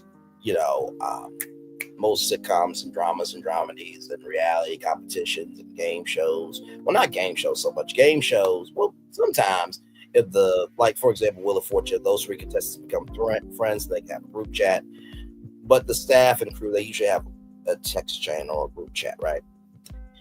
Actors on set consoled Dixon for the abrasive interaction, confused as why Perry overreacted in such a manner, but Dixon knew that Perry was lashing out due to his frustration at the lack of attention Dixon was giving him. I would not be surprised if Tyler Perry tried to handle all those cast members later on because of the affection that they were giving him, Derek Dixon, that Tyler Perry wanted that affection from Derek Dixon, right? So, hey, 5 people, welcome in. I've been on for 1 hour, 38 minutes, and 9 seconds reading this lawsuit here. On or around June 4th, 2021, Perry invited Dixon to his house to spend some time together to discuss the power of losing. Although Dixon hesitated, he feared the consequences of disappointing Perry and believed once Losing It was a big show, he would be free from under the clutches of Perry. Now, if he's an executive producer. During his visit, Perry made several alcoholic beverages for himself and demanded to know why Dixon was not having sex with anyone. Perry probed further about Dixon's sex life, insisting that the two were becoming increasingly drunk and it was time to end the night. Perry then led Dixon to a guest house where a guest bedroom was. Dixon would be staying there that night. Inside the guest bedroom, Perry motioned Dixon to come see a weight monitor he had. Perry told Dixon that for the monitor to work, Dixon would need to step on the monitor wearing only his underwear and push Dixon to try it out. Dixon tried to avoid the uncomfortable situation, but decided it was better to comply and hurry to bed than to wait for the alternative at that point. After weighing himself, Dixon walked toward the guest bedroom, followed by Perry, who then asked for Dixon for a goodnight hug. Rather than arguing, Dixon complied, at which point Dixon reached out and yanked Dixon's underwear down from behind. Perry then began to vigorously grab, rope, and play with Dixon's buttocks in a sexual manner. Dixon was naked, stunned, and seized by tremendous fear. Dixon started to tell Perry that he did not want his underwear down. Dixon didn't want to be naked, and that Dixon didn't want this. Dixon quickly reached to pull his underwear back up. As soon as he did, Perry grabbed Dixon's reach and offered tight grip and held fast. Perry told Dixon to relax and just let it happen, that Perry wasn't going to hurt Dixon. Perry continued to sexually grope Dixon's buttocks. Dixon's anxiety rapidly escalated, thinking that he might soon be raped.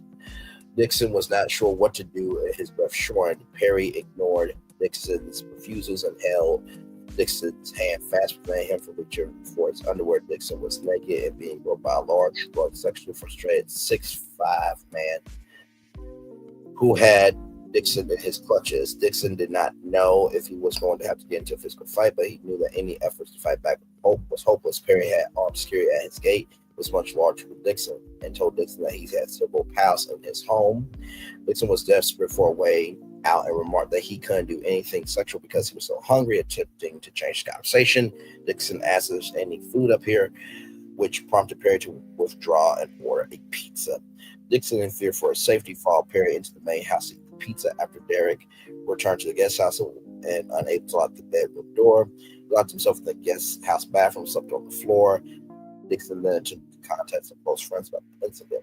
Following morning, Dixon realized he had left his car keys in the main house, and upon going to retrieve them, encountered Perry. Perry told Dixon that last night's incident was why the two shouldn't drink together, and that the previous night's incident shouldn't have happened. Dixon responded, saying, also, that was my fault, to which Perry replied, no, I'm not saying that. I'm just saying it should happen. I drank too much. Yeah, I drank too much, rather. Attempting to excuse himself for grabbing Dixon's buttocks, groping Dixon.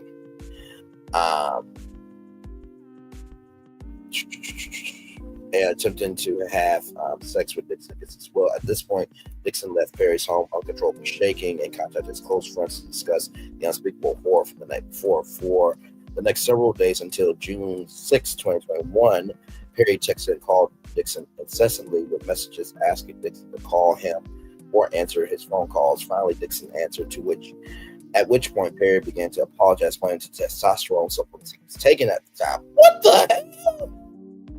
Perry had confided in Dixon about the supplements in past messages and decided to use them as a scapegoat for his actions. Dixon emphasized that he was not okay with what happened and that he had never asked Perry for anything, to which replied, I know, that's why I like you.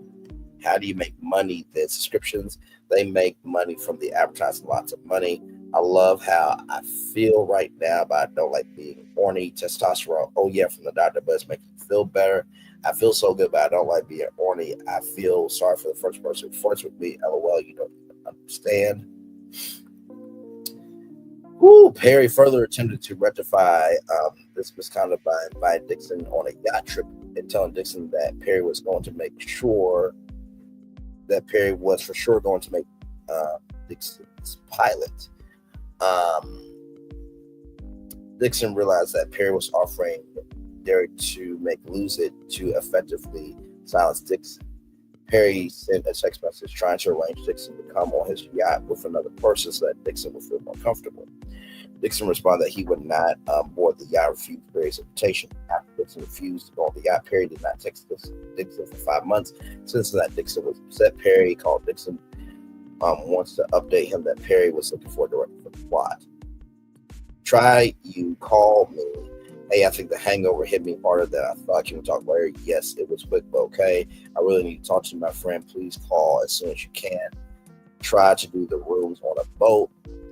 If I invite Bill, will you be okay sharing a room with him or not? Hey, I appreciate the invite, but I think some I think I need some more time. I don't think I could go on a trip just yet. I'm assuming that was the end of the text message. During this 5-month period, Dixon was regularly in therapy. He suffered from severe depression, anxiety, stomach pains, and nausea, resulting in a new prescription for another antidepressant. Dixon was diagnosed with post-traumatic stress disorder, or PTSD. His therapist recommended that he seek outpatient treatment costing upwards of $20,000, a price too high for Dixon at that time. During that time, Dixon began speaking with people about the SA and was assessing his rights. Soon as Perry realized Dixon was not talking to him, Dixon got a message from Perry's fixers. Perry's fixers contacted Dixon, indicating Dixon's character on the Oval, the one who was Pal, will be returning for a new storyline next season. Dixon was receiving a gradual raise from $10,000 per episode to $16,000 per episode, and that will increase upwards of $19,000 per episode over the coming seasons. That's depending on if the show gets renewed or not. The attorneys said that Christmas came early for Dixon because he was doing a good job on the Oval. However, they also told Dixon that he was forbidden from letting castmates know about the raise because nobody other than him will be receiving a similar pay increase. Lastly, the fixers told Dixon that Perry wanted to buy the right to produce the pilot, losing it, and plan on spending up to $1 million producing the plot. So when I said the Oval, I was referencing to how they framed it in this lawsuit, but the Oval is a show that Tyler Perry makes on BET, right? Dixon immediately knew why he was getting the raise while the pilot was being produced. He knew he could keep the money and the job or complain about the sexual harassment, but not both. The situation faced Dixon presented a challenging decision that left him unable to take any action or make any decision. The prospect of sexual assault and harassment becoming public and dealing with Perry's highly paid attorneys was daunting. Perry had significant resources, whereas Dixon did not. Dixon's goals of working as an actor being discovered for his talent might be jeopardized. In what was an extremely difficult situation, Dixon bowed to the pressure and fear of losing his livelihood in hopes of advancing his career. Dixon decided to return to the set and have his pilot produced. He insisted, however, and decided to put safeguards between himself and Perry. In or around November 2021, Dixon returned to shoot the Oval. It was then he saw Perry for the first time in person since the June 2021 sexual assault. Dixon suffered a panic attack in his trailer, prompted another actor to calm Dixon down. Seeing Dixon was still upset, Perry knew he had to up the ante to ensure Dixon's silence. Perry began periodically texting plaintiff regarding the production of the pilot, losing it to string Dixon along. Soon after, Dixon received a call from a member of Perry's production team telling him that they were considering shooting Dixon's pilot in the coming fall of 2021. Dixon was desperate for this good news given the uncertainty of his finances and concern about his future. On or around March 4th, 2022, Dixon signed a literary purchase agreement for the pilot, giving the rights for the series to defendant Tyler Perry Studios. Dixon was unaware of Tyler Perry Studios' pre-existing television contracts with Viacom CBS, also known as Paramount Global, which is BET, which relates to BET Plus, BET Studios, and VH1, which moved from MTV's control to BET's control a couple of years ago, which would later prevent the sale of Dixon's show to any media outlets or streaming services for 2 years. On or around March 21st, 2022, shortly after seeing Jones at the Oval, Dixon and Perry began shooting the pilot. Perry called Dixon following the shoot, telling him that the show would net $2 to $3 million per episode and run for 2 seasons guaranteed. Perry purchased the rights to lose it from Dixon, but did not try to sell it to any network. In fact, Perry was under a contract with Viacom CBS, preventing him from selling Dixon's show for an additional 2 years following the purchase. In other words, Perry spent money shooting a pilot for a show and then purchasing the rights to it, knowing Perry could not sell the show for 2 years. This was clearly done as an ulterior motive for silencing Mr. Dixon. As it turns out, Perry had no intention of ever losing it. Perry never made any effort to sell the show or shop it. Perry was only using the show as a quid pro quo to Dixon, holding its production over Dixon's head like the sword of Damocles. On or around April 9th, 2022, to his surprise, plaintiff received the script for another season of The Oval, in which the plaintiff's character, originally read as a grocery store clerk, will be playing a male prostitute being pursued by a pimp. Now, if I'm not mistaken, in the Oval, there was a woman who was a dominatrix to the president, and then that character was in a sex cult in Ruthless. Child, this is making me think so many motherfucking ass things. Let's roll on. This character scenes and story share eerie similarities to Perry's pursuit of Dixon. While it was not surprising that one of Perry's characters would end up this way, the timing of change to Dixon was a very clear message. As Dixon continued to read through the scripts, he started to notice that Perry included lines directly taken from things that Perry Dixon spoke about. Perry started to base the script on real life, made personal. For example, Perry wrote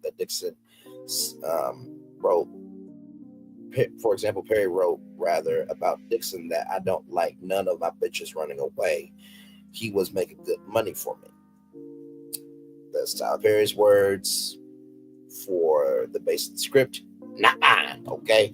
In or around April 2022, before it began to shoot the next season of The Oval, Perry called Dixon to discuss the June 2021 sexual assault. On the phone call, Perry lectured Dixon about how Dixon was overreacting to the sexual assault because of the prior sexual assaults in Dixon's life. So you're basically diminishing your employees' sexual trauma so that way you can have sexual gratification. Moving on, Perry said there was a misunderstanding, miscommunication that Dixon needed to say no stronger. In other words, Perry blamed Dixon for the sexual assault, claimed that Perry felt Dixon's no was really a yes because Dixon did not say no strongly enough. So what did he need to do? Get a champagne ball, smack your ass upside the fucking head? What the hell? Okay. As so not to jeopardize his employment with defendants Perry and Tyler Perry Studios, Dixon dismissed the conversation, especially due to the allegedly pending sale of his show to a major broadcasting company. On or around October 28th, 2022, after filming a full season of The Oval, Perry told Dixon that despite showing the pilot, it could take a while to place, and that Perry couldn't do any other television series until his deal was up with Viacom, which would take about 2 years. In or around January 2023, plaintiff indicated that he was moving to Santa Monica. He did so to put some distance between himself and Perry. Tyler Perry replied that he was glad to hear Dixon was moving away and asked if Dixon's no was stronger than before he left. Perry reiterated that Dixon's should have a stronger no and make it clear when right here. Did you find a place? I'm good. You probably won't see me. I'll be filming. A sad emoji or emoji, like I guess.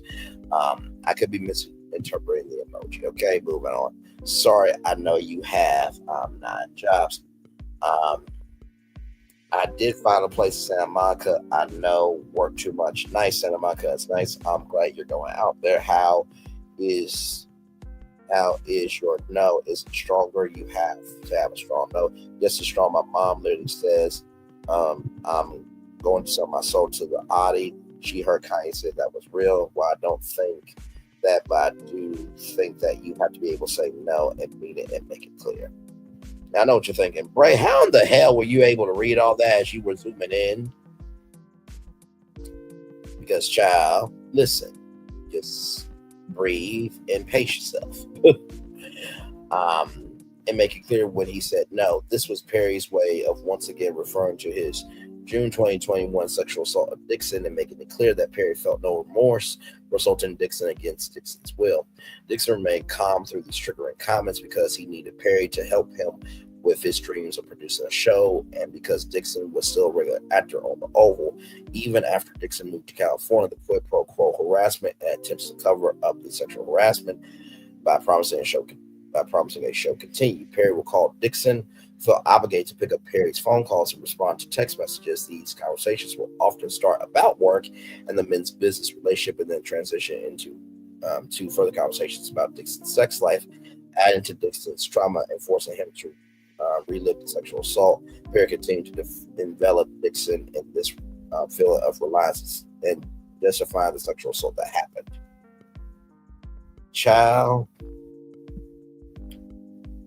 mentally, I don't know where I am right now. Because this is why intellectual property is such a dicey game in media. Because if you sell your idea to somebody else, that means they can cut you out the deal. So with Braylon's virtual tour, if Netflix, Hulu, Max, BET Plus, ABC, NBC, CBS, Fox, CW want to get Braylon Lee and Braylon's virtual tour, this is mine, right? So if I sold something, if I sold an idea, then they could cut me out. So that's why it's important to have your own equity, right? Child, let's roll on. But that was fucked up though, what you did, Tyler. That to take a show, to buy the rights of the show, make the pilot, promise that's guaranteed, but then you knew that you wouldn't be able to sell it for 2 years, right? Because your contract would have to be up for 2 years. Basically, it was a royal flush, which I think royal flush means that, child, what does royal flush mean? Hang on, I think royal flush means that, your SOL. Let me make sure. Royal flush poker.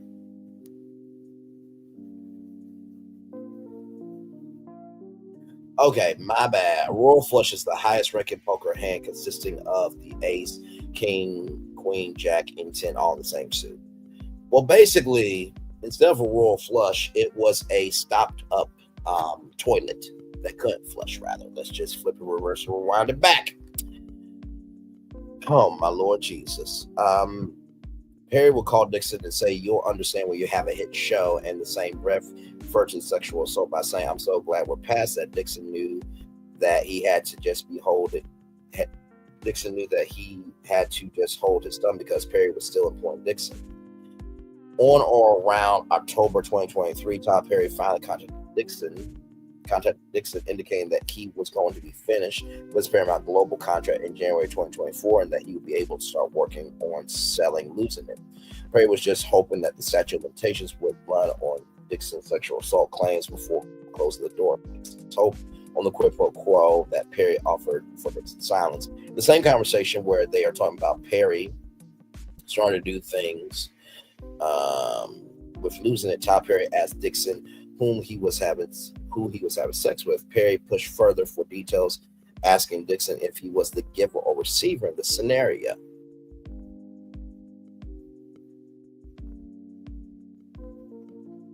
Can somebody please give me some oxygen so I can receive it through my soul? What the flying fuck? Or if the plaintiff used protection and PrEP when engaging in sexual acts, Perry continued to probe other intimate details about Dixon's sex life. Perry again told Dixon that Perry wants a partner with whom he can have an emotional, a sexual relationship, but who goes back to their partner at the end of the day.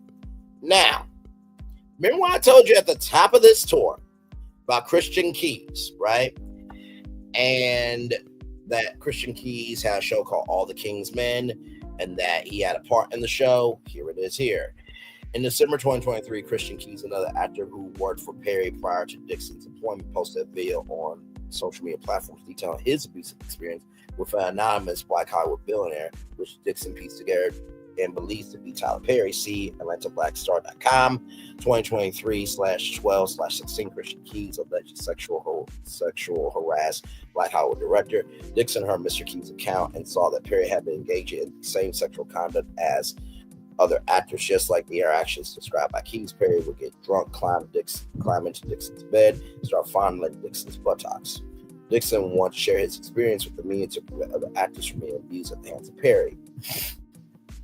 Around this time, Perry called Dixon, indicating that he really wanted to find a home for Dixon's television series, again perpetrating the quid pro quo after the sexual assault to keep Dixon and his claims at bay. Then, in January 2024, Perry told Dixon to begin working on a pitch deck for investors for the pilot. So basically, a pitch deck, right, is, let's just say, and I had to do this for the NBC Universal Launch Unscripted Accelerator. I had to do Braylon's virtual tour, the pilot, the idea for the show. Actually, you know what? Hang on. Let's see if I can do something quick, just to give y'all a little something. Just to show y'all what a pitch deck would look like.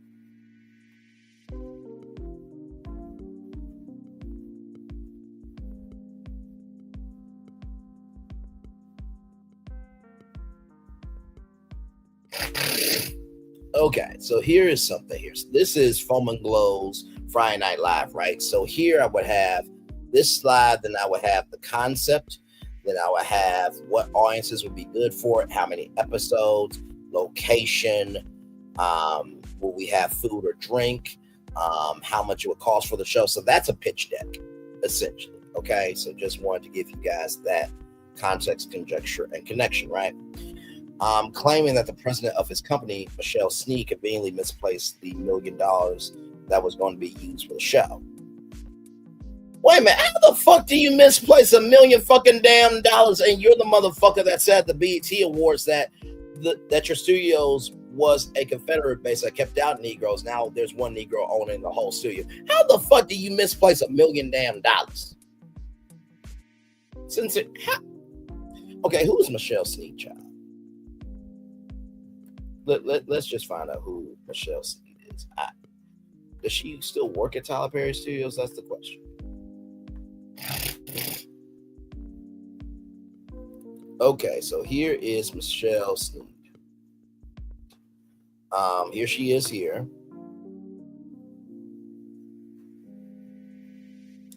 So she is the founder of A Few Good Women.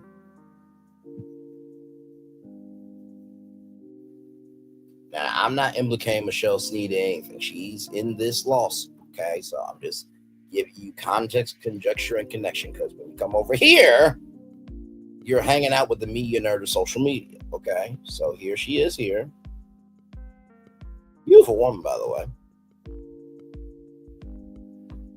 About Michelle Sneed.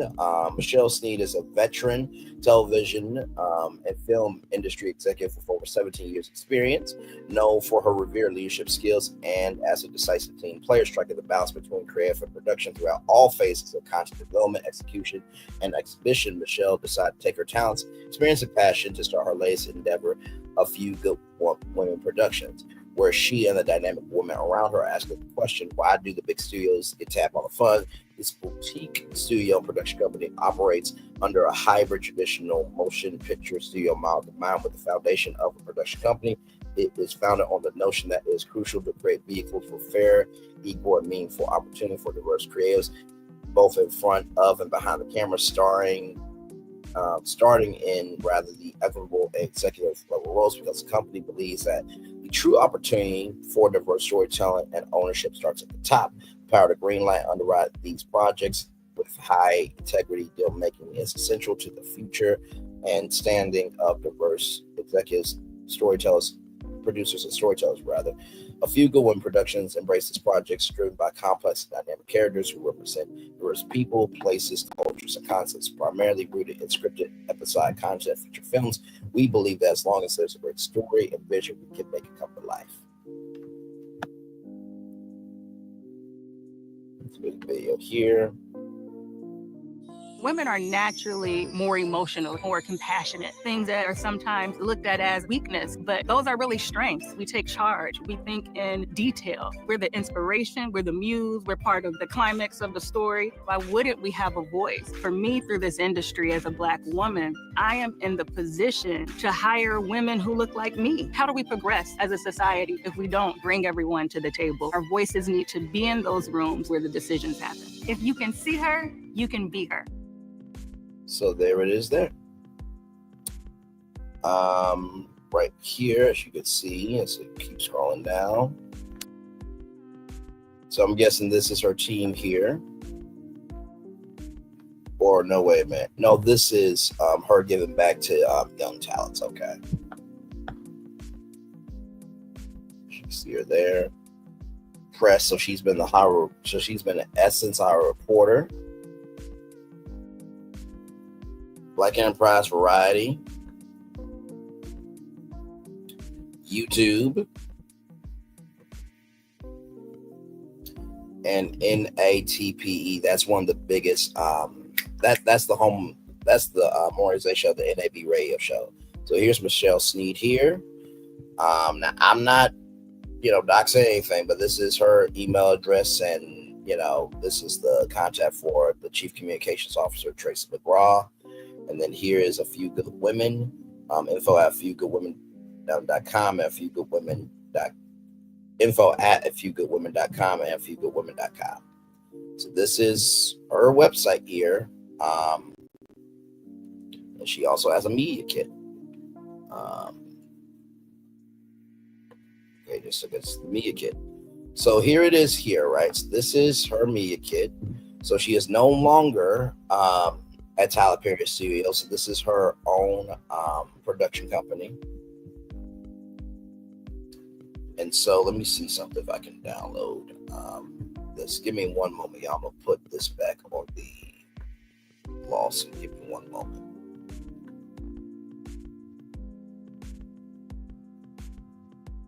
Child, there's a lot going on. Child.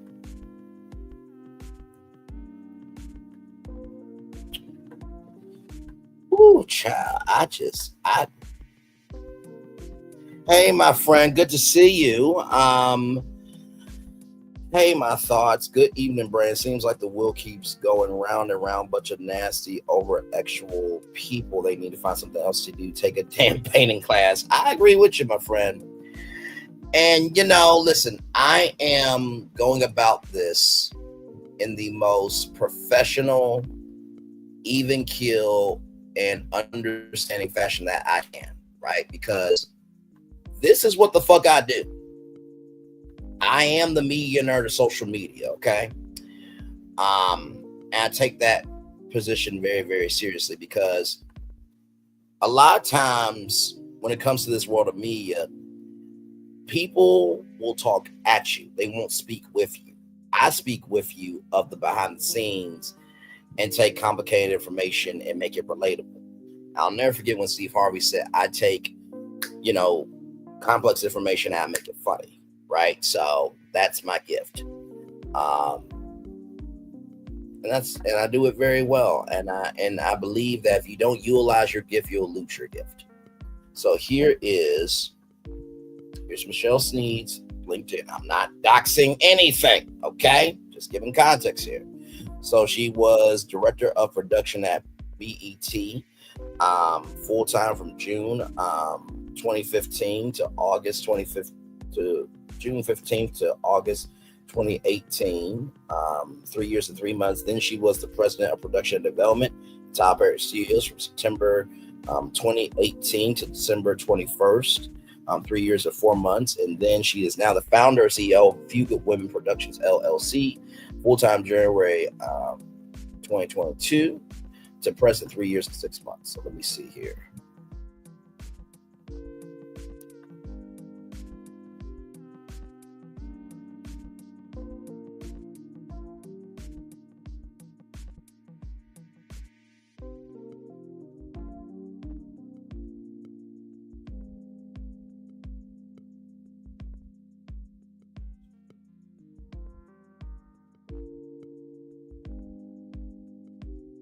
Hey, Adam Scott 237, welcome in. Yes, they have so much money they don't know what to do with it, but to try to find human blow up dolls. Yeah, I fully agree with that. Give me a moment, y'all. I'm trying to see something.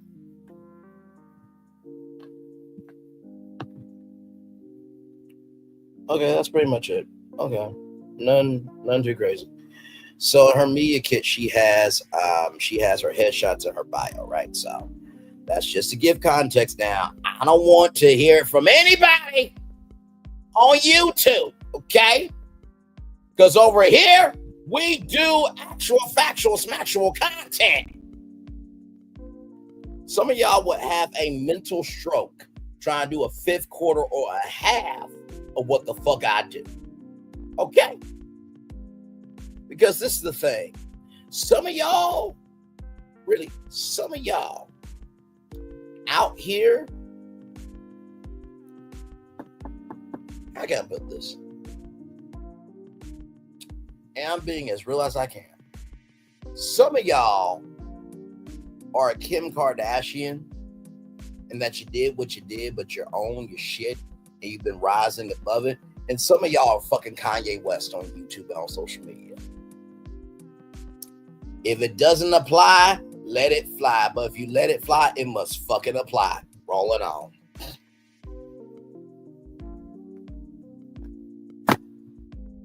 I still don't get how you conveniently misplaced $1 million. I still don't get that, but okay. During this time, Perry further solidified Dixon's assistance with other films and projects that Tyler Perry was working on. Once again, Dixon was in a position where he could not say no.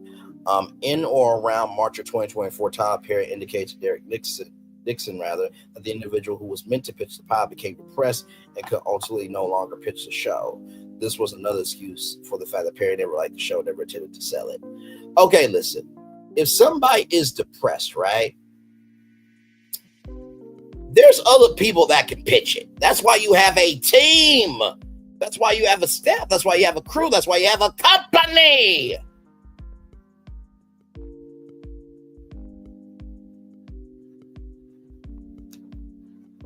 That's why you have protocols. That's why you have a Bible in sitcoms and dramas and dramedies and reality TV. There's a thing called Show Bible.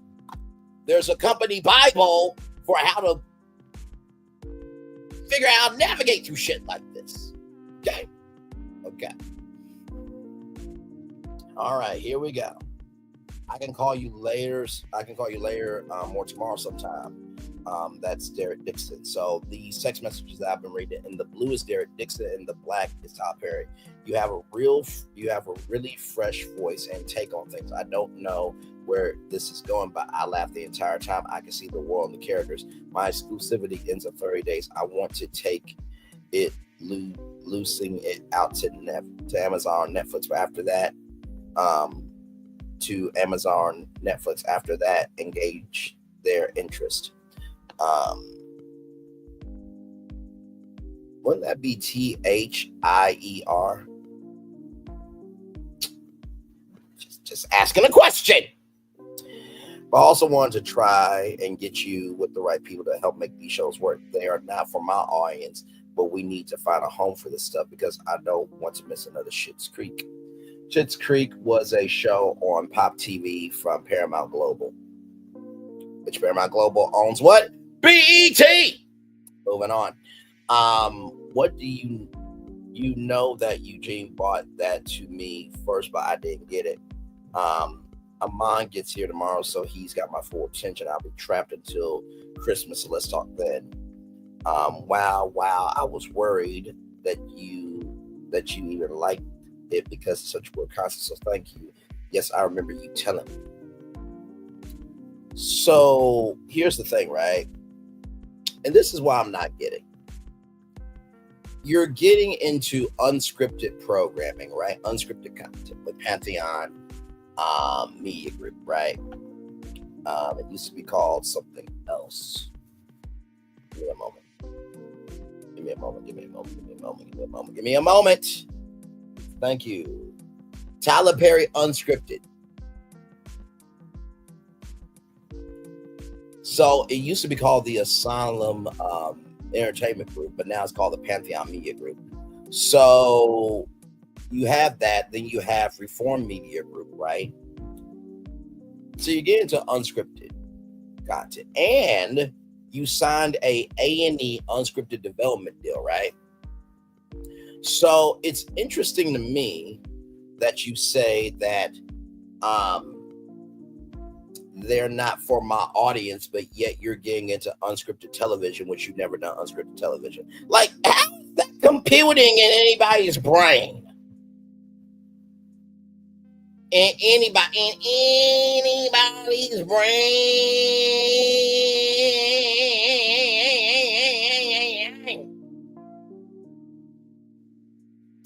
Tyler Perry's brain is not braining with this. Because essentially, Tyler Perry has Disney magic, where he can take nothing and make it something, and everybody loves it.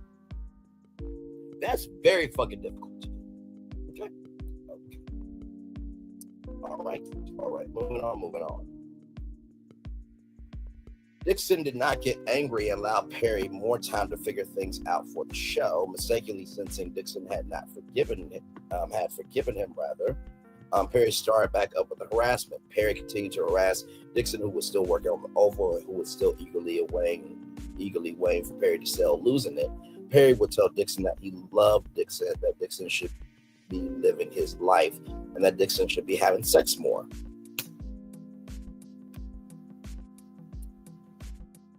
What does that have to do with you selling a pilot?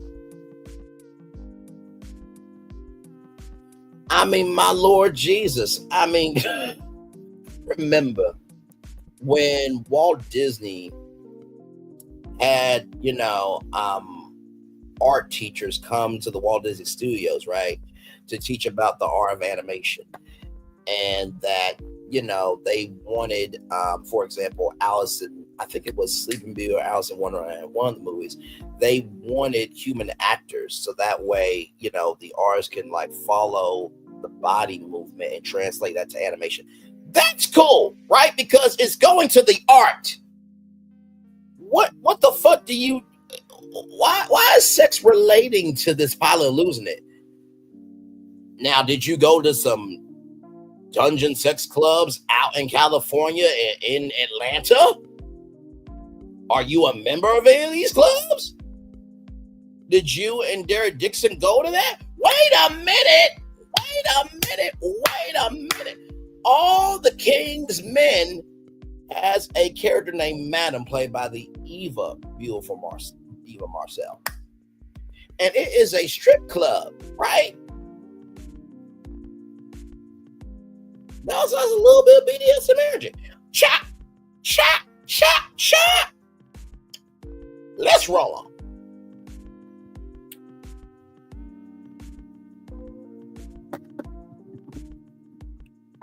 Dixon did not get angry, allowed Perry more time to figure things out for the show, mistakenly sensing Dixon had not forgiven him. Perry started back up with the harassment. I know I read that twice, but after that tangent, I'm getting back into it, okay? Perry continued to harass Dixon, who was still working on the oval and who was still eagerly away from Perry still losing it. Perry would tell Dixon that he loved Dixon, that Dixon should be living his life, and that Dixon should be having sex more. Perry indicated that he would send the Dixon show to Peter Frylander at Netflix, but this was all an attempt to remind Dixon the sword of the Damocles hanging over his neck. So let's look up who Peter Frylander is.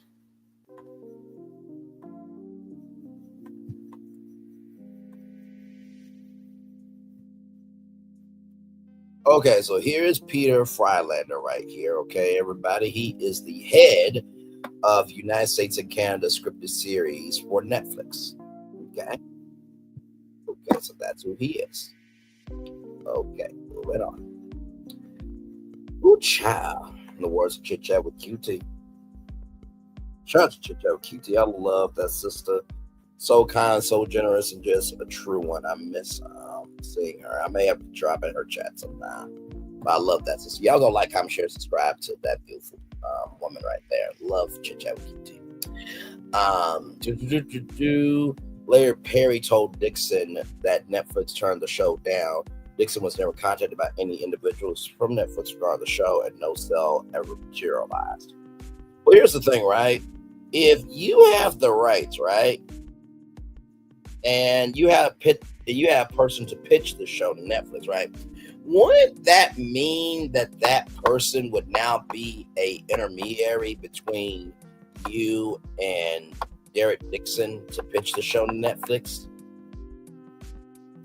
And wouldn't there be a representative from Netflix? So it would be Tyler Perry, the person that's pitching it, a representative from Netflix, rather, and Derek. So that's 4 people, and y'all would be in a chain of communications about the show. Wouldn't that be the case?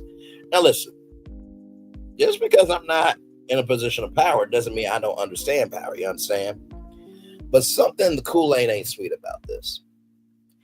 In or around June of 2024, Perry sensed Dixon was getting frustrated about his show not getting off the ground and still concerned about the sexual assault being made public, offered Dixon a position as a writer on Perry's shows, indicating that he needed a replacement to continue writing. It was only then Dixon woke up and realized that Perry was never going to be serious about helping Dixon. Perry was only going to do things for Dixon, and Dixon played along with the sexual harassment and assault. Perry was only interested in preventing Dixon from exposing the dark side to Perry. Perry only cared that people still view him as the victim he once was, even now as he took shape as the victimizer. Dixon became sick to his stomach. Rather than continuing down this path, Dixon took the heroic step of reporting the sexual assault to the EEOC.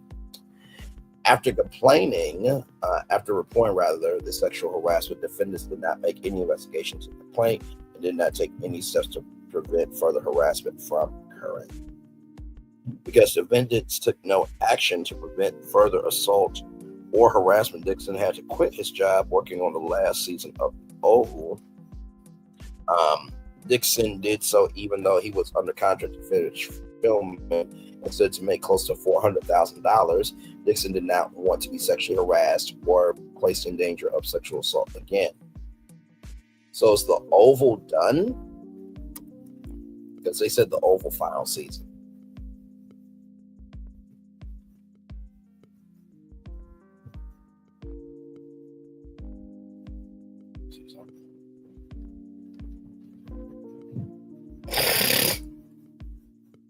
So, okay, it looks like it's still present. So they are on season 6. So everybody, this is the Oval right here. And so it looks like they are on season 6 coming up here. So it looks like there's more to come. Looks like so. Rolling back to the lawsuit. Defendant then retaliated against Dixon. Defendant told Dixon that if he quit and told the other actors why he quit, he would be in breach of his contract. Defendant told Dixon that the only way out was to portray his departure from the show as a medical leave due to emotional distress caused by sexual harassment. The leave of absence was to be paid medical leave. Instead, defendant made the leave of absence unpaid and therefore terminated plaintiff's employment, costing Dixon additional loss of income and insult. First cause of action, quid pro quo sexual harassment. Plaintiff, by the way, government code 12940J against all defendants. Plaintiff incorporates by reference and realleges here in each and every one of the allegations contained here in the proceeding and foregoing paragraphs of this complaint as if fully set forth here and at relevant times. Mr. Dixon was an employee of Tyler Perry Studios. Mr. Perry was responsible for the hiring and firing of Mr. Dixon as defined in California. Alternatively, Mr. Dixon was an actor on the set of a show that Mr. Perry was producing for Tyler Perry Studios, but also too, he was producing that for Paramount Global, which is BET, which can also be seen on BET Plus because Tyler Perry is a minority on BET Plus.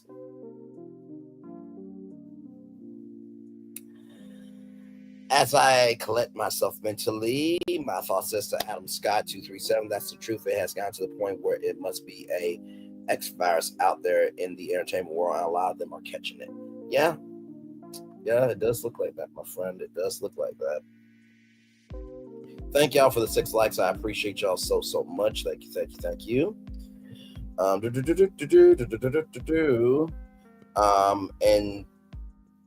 Okay, alternatively, Mr. Dixon was an actor on a set of a show that Mr. Perry was producing for Tyler Perry Studios and therefore was providing services to Tyler Perry Studios and Mr. Perry, and they were involved in this relationship, which is subject to government code 12940J. Ms. Tyler Perry made unwanted sexual advances to Mr. Dixon. Tyler Perry also made unwanted verbal and physical conduct of a sexual nature. In terms of employment, job benefits, opportunities for continued work, additional pay, other favorable working conditions were made contingent by words and conduct on Mr. Dixon's acceptance of Tyler Perry's sexual advances or conduct. Mr. Perry made it clear to Mr. Dixon that he would ill off Mr. Dixon's character if he did not indulge Mr. Perry's sexual harassment. After Mr. Perry made his move and sexually assaulted Mr. Dixon, Perry offered Dixon the opportunity to make a show if he remained silent about the assault, furthering the quid pro quo arrangement. Eventually, Mr. Dixon could not continue working given the continued quid pro quo harassment. The work conditions were such that Mr. Dixon was constructively terminated. At all relevant times, Mr. Perry was supervisor or agent as defined in California law with the ability to affect the terms of Mr. Dixon's employment work contract. As a further direct and proximate result of defendant's aforementioned conduct, plaintiff suffered physical sickness, physical injuries, body pains, anxiety, worry, embarrassment, humiliation, injury to his professional reputation, mental anguish, emotional distress, and post-traumatic stress disorder, and amount to be proven at trial. Plaintiff is further entitled to recover reasonable attorney's fees, costs, and prejudgment interest in connection with this matter. You know what I've come to realize? If you're kind to people, they don't have to block you on Facebook, Twitter, Instagram, YouTube, TikTok, Clubhouse, or any other upcoming social media platform, Kick, or just anything in the world. They won't have to block your phone number. They won't have to block your text. They won't have to block your FaceTimes. They won't have to block your Google Meets. They won't have to block your Zoom calls. Skype, rest in heaven to Skype. Skype should still be here. Skype was the antithesis for Zoom. And by the way, the technology for that platform was made by a black woman. Look up your history. Moving on. By the way, if it doesn't apply, let it fly. But if you let it fly, it must apply.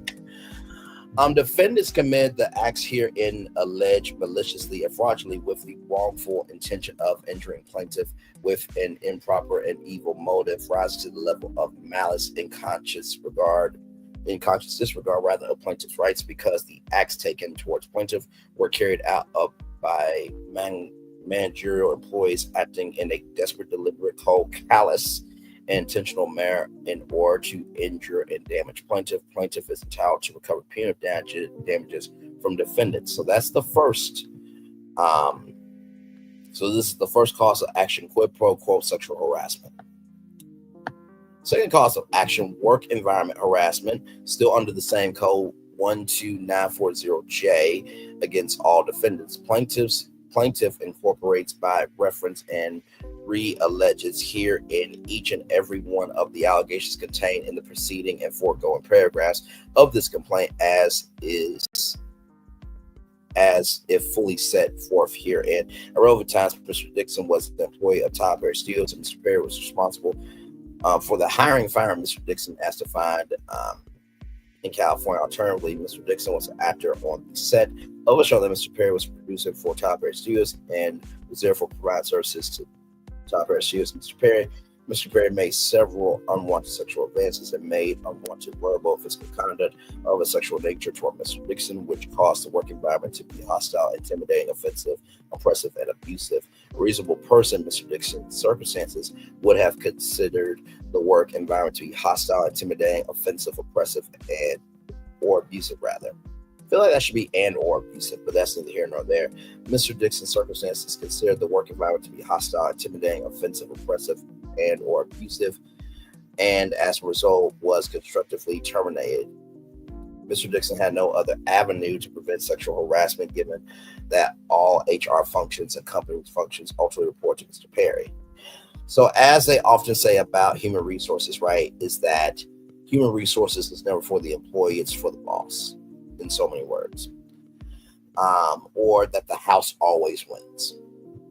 At relevant times, Mr. Perry was a supervisor or agent as defined in California law with the ability to affect the terms of Mr. Dixon's employment work contract in terms of employment, job benefits, opportunities for continued work, additional pay, and other favorable working conditions were made contingent by words and or conduct on Mr. Dixon's acceptance of Tyler Perry's sexual advances or conduct. Mr. Perry made it clear to Mr. Dixon that he would ill off Mr. Dixon's character if he did not indulge Mr. Perry's sexual harassment. As a further direct and approximate result of defendant's aforementioned conduct, plaintiff suffered physical sickness, physical injuries, body pains, anxiety, worry, embarrassment, humiliation, injury to her professional to wait, what?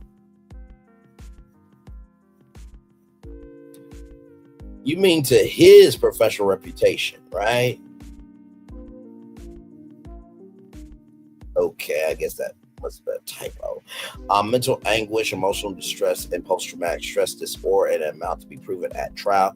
Plaintiff is further entitled to recover reasonable attorney's fees, costs, and prejudgment interest in connection with this matter. Defendants commit the acts herein alleged maliciously and fraudulently with the wrongful intention of injuring plaintiff and with an improper and evil motive rising to the level of malice in conscious disregard of plaintiff's rights, because the acts taken towards plaintiff were carried out by managerial employees acting in a despicable, deliberate, cold, callous, and intentional manner in order to injure and damage plaintiff. Plaintiff is entitled to recover punitive damages from defendants. Third cause of action, California Civil Code 51.9, Sexual Harassment in Defined Relationship Ralph Act, against defendant Perry, AA, and Tyler Perry Studios. Plaintiff incorporates by reference and alleges here in each and every one of the allegations contained in the preceding and affirmation and foregoing paragraphs of this complaint as if fully set forth here. And Mr. Dixon had a business/professional relationship with Mr. Perry at TPS.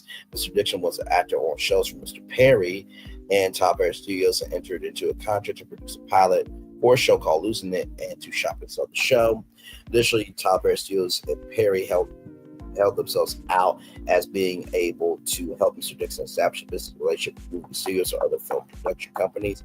Tyler Perry Studios, the owner of Tyler Perry Studios, made sexual advances, solicitations, sexual requests, and demands for sexual compliance to Mr. Dixon.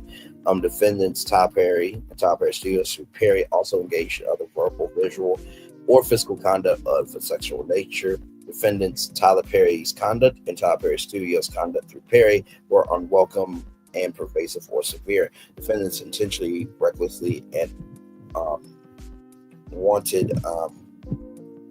wantonly acts resulted in harmful and offensive contact with the intimate parts of plaintiff's person.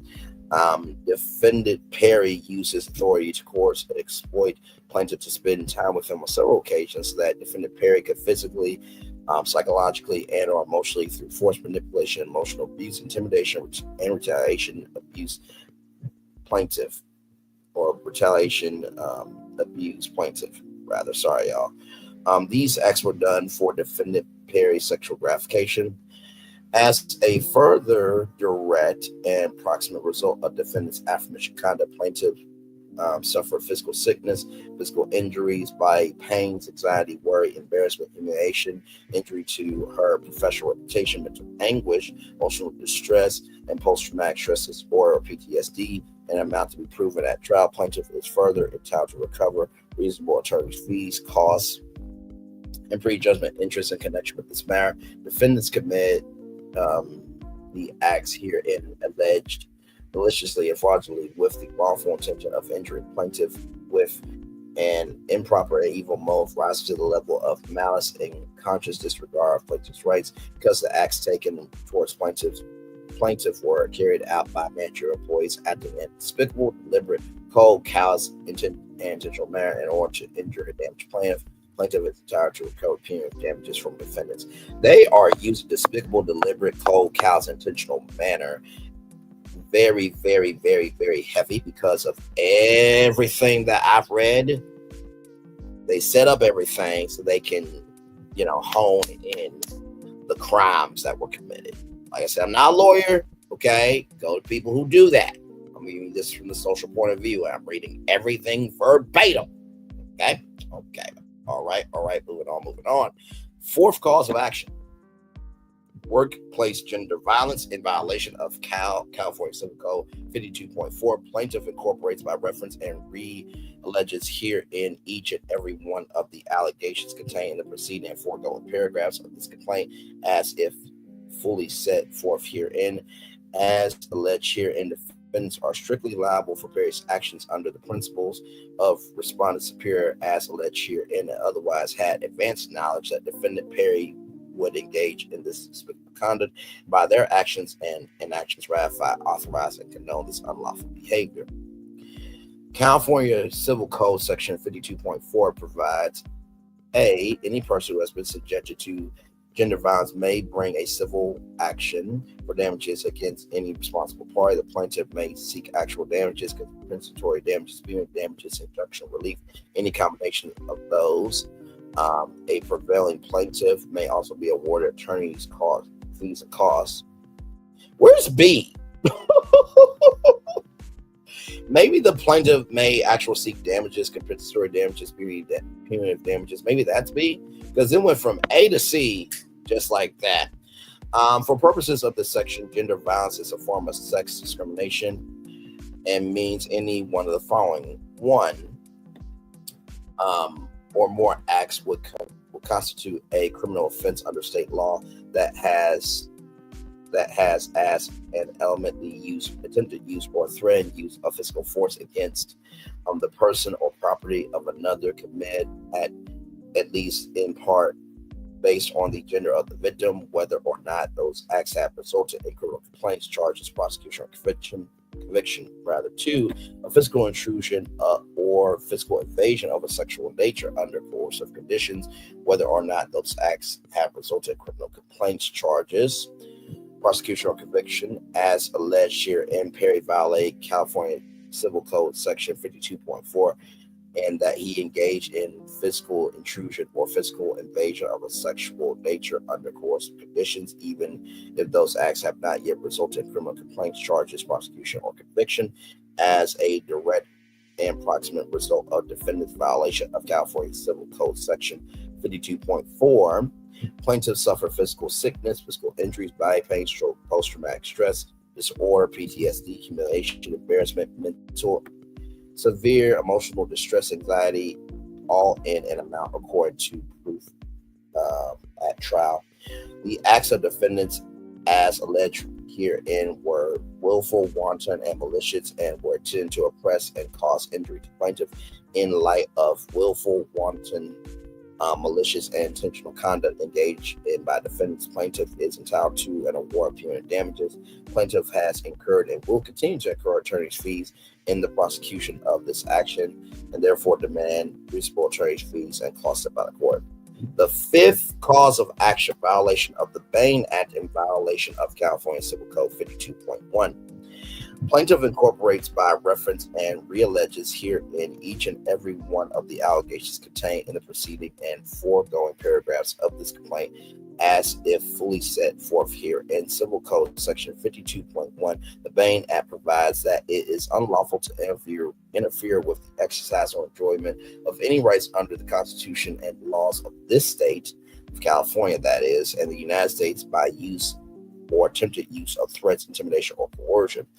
At all times herein mentioned, there was a professional relationship between plaintiff and defendants as set forth above, as alleged here, and defendants engaged in severe and outrageous sexual harassment and sexual assault against plaintiff. Defendants' acts were calculated to prevent plaintiff from working free of sexual harassment or violence, and defendants' acts were further calculated to prevent plaintiff from reporting defendants' unlawful conduct. Plaintiff's sex was the substantial motivating reason for defendants' unwanted physical contact, ultimate sexual harassment, sexual assaults. Plaintiff is informed and believed, and thereon alleges that the aforementioned conduct of the defendants, and each of them denied, aided, or incited in a denial of discriminated or made a distinction that denied plaintiff full and equal advantages, privileges, and services to plaintiff based solely upon plaintiff's refusal to submit continued sexual advances and his objections of the physical harassment that was inflicted upon him, and therefore constitute a violation of the Bain Act. I don't know why they keep mentioning, her, unless, the gender is her. But I'm trying to say it as plainly as I can here. As a further direct and proximate result of defendant's aforementioned content, plaintiff suffered physical sickness, physical injuries, body pains, anxiety, worry, embarrassment, humiliation, injury to his professional reputation, mental anguish, emotional distress, post-traumatic stress disorder, and amount to be proven at trial. Plaintiff is further entitled to recover reasonable attorney's fees, costs, and prejudgment interest in connection with this matter. Defendants committed the acts herein alleged maliciously and fraudulently with the wrongful intention of injuring plaintiff with an improper and evil motive rise to the level of malice and conscious disregard of plaintiff's rights, because the acts taken towards plaintiff were carried out by managerial employees acting in a despicable, deliberate, cold, callous, intentional manner in order to injure and damage plaintiff. Plaintiff is entitled to recover punitive damages from defendants. The sixth cause of action, Civil Code 1708, 0.5, sexual battery.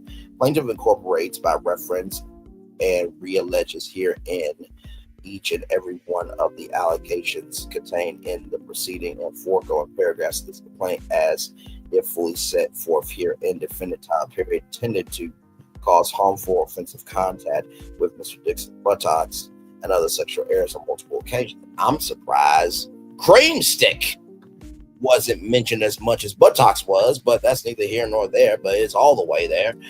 And a sexually offensive contact with Mr. Dixon resulted. Mr. Dixon did not consent to the offensive conduct. Mr. Dixon was harmed and offended by Mr. Perry's conduct. As a result of Tyler Perry's conduct, Mr. Dixon was damaged in the amount set forth below. As a further direct and approximate result of defendant's aforementioned conduct, plaintiff suffered physical sickness, physical injuries, body pains, anxiety, worry, embarrassment, humiliation, injury to his professional reputation, mental anguish, emotional distress, and post-traumatic stress disorder, PTSD, and amount to be proven at trial.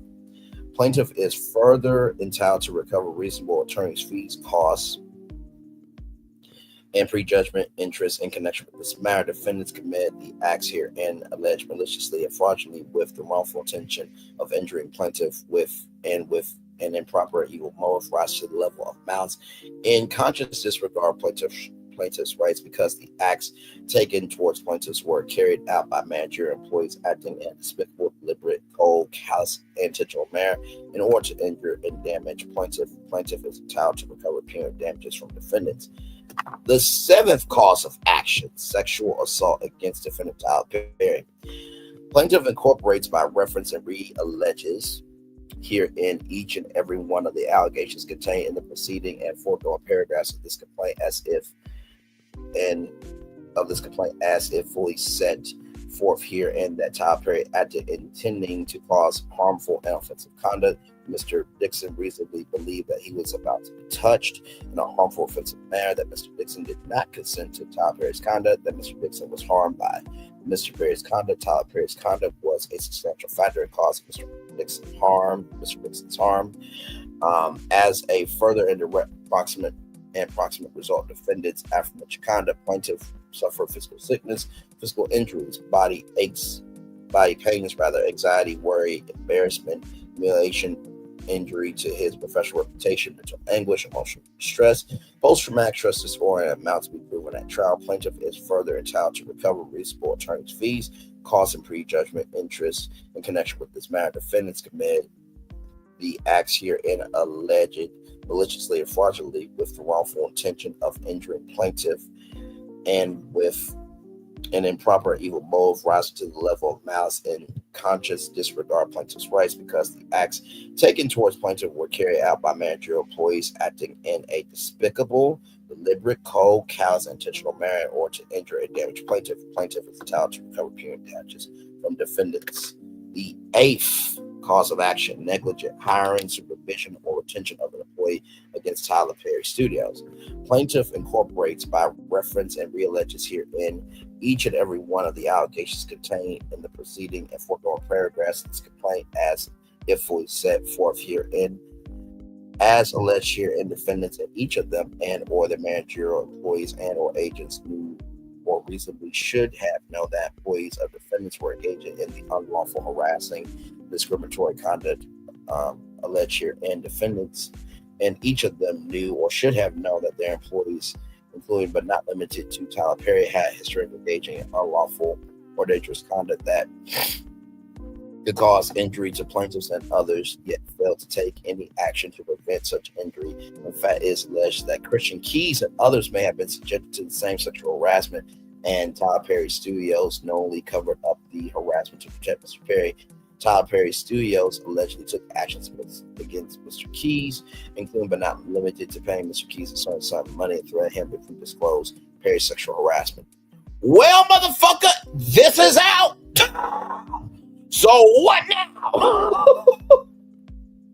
At all times, defendants in each of them and or their manager, employees, or agents knew or reasonably should have known that the conduct and omissions alleged herein violated plaintiffs' rights under state statutes and common law.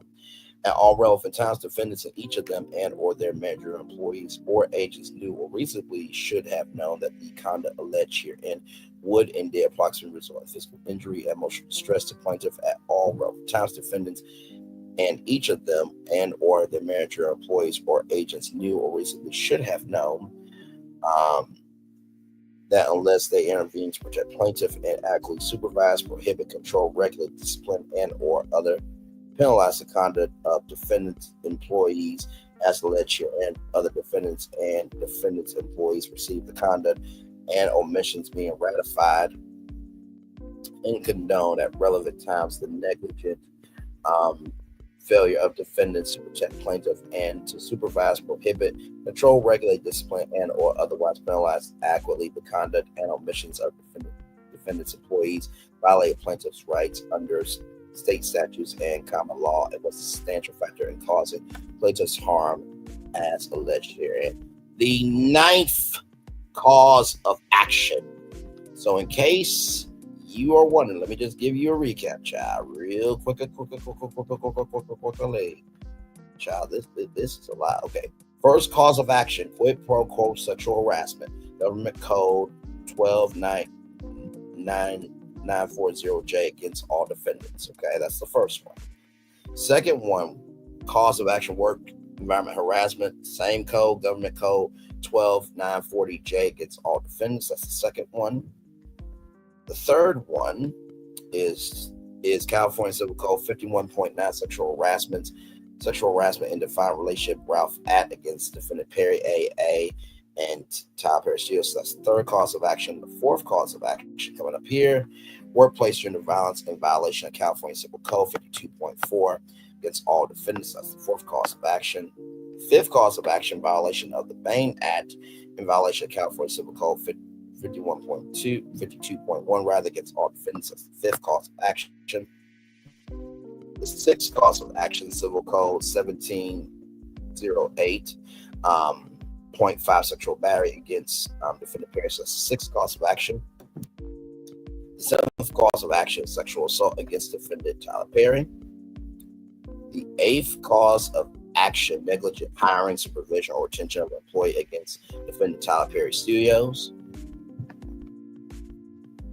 The ninth cause of action, intentional infliction of emotional distress against all defendants.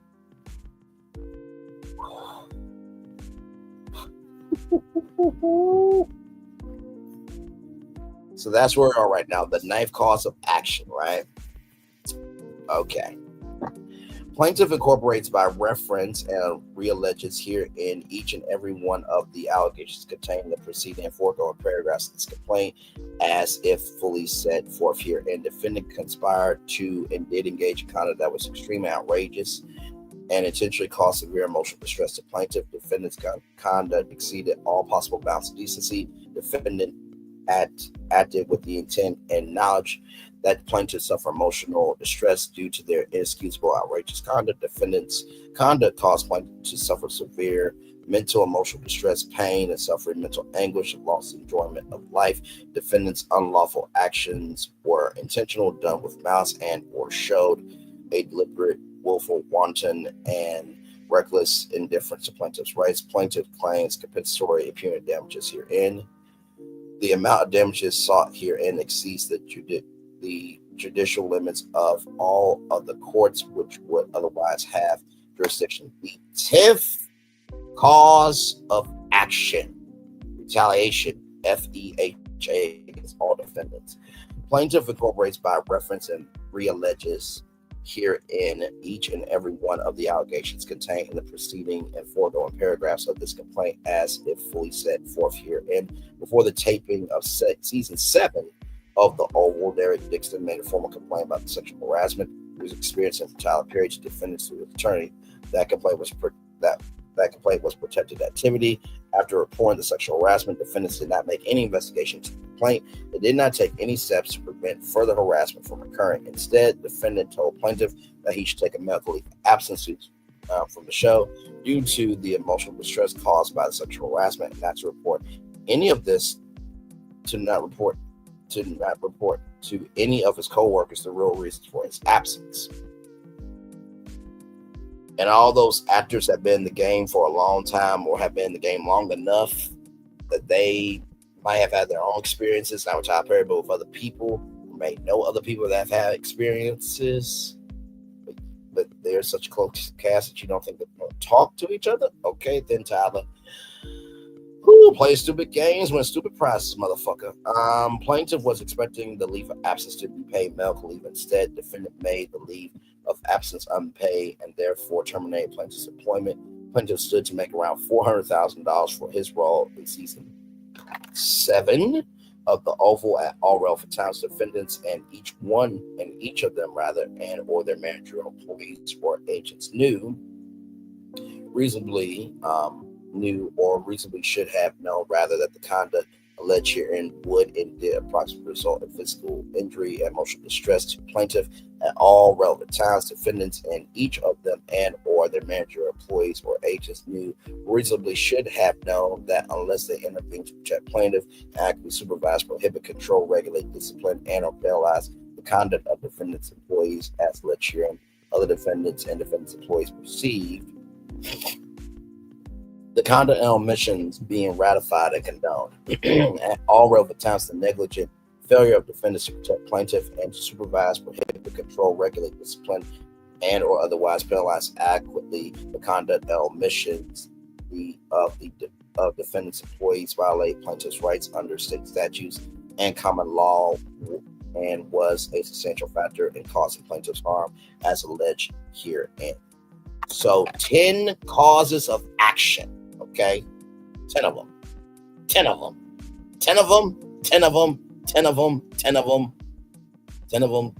I did that 10 times. Okay, there we go. Prayer for relief. Plaintiff prays for judgment as follows. Number 1, for special general punitive and compensatory damages according to proof at trial. Number 2, for reasonable attorney's fees, expert witness fees, and other litigation expenses pursuant to law. Number 3, for injunctional relief where the court deems appropriate. Number 4, for all other relief the court deems appropriate and just.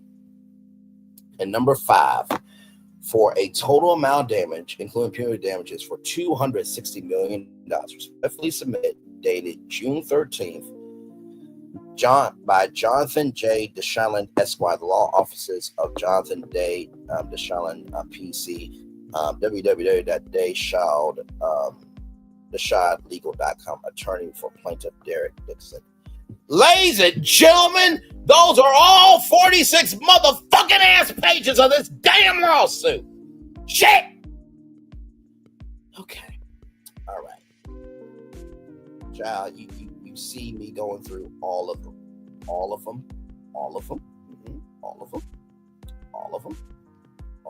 Wait, scroll out. Okay, let me. Child, listen, I'm trying here. Okay, listen, I'm trying here. Going through all of them, and right here, Tyler Perry Individual, TPS Production Services LLC, a limited liability company, and Action LLC, a limited liability company, and does 150 inclusive. Child.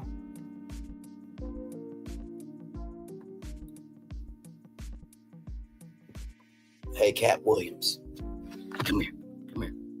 What the fuck did you open? On Club Shay Shay. You opened the portal? That ain't closing for shit.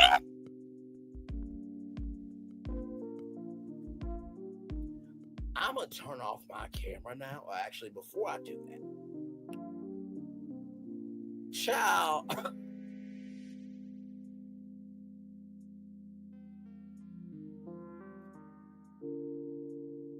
don't know how the replays are going to be on this one. I really don't know. I am so flabbermagulped. I'm so flabbermagulped. I am so flabbermagulped. I am so flabbermagulped. I don't know how to move, how to think, how to feel, anything. There was so much to that lawsuit. Now, of course, you know, Sherry Shepherd was just the movie Straw. And she got a daytime talk show that will be on in some hours at 10 a.m. Will she be talking about?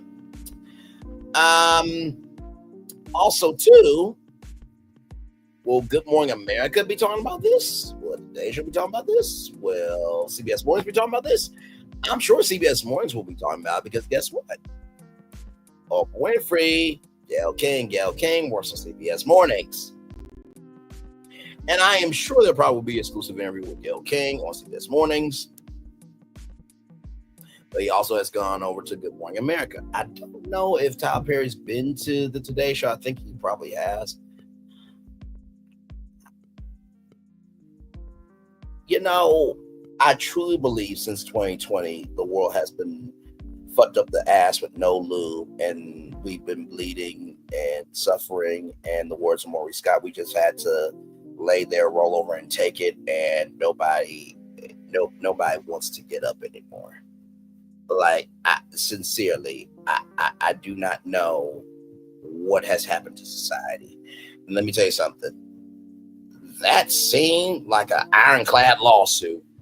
Like, this is no games at all. I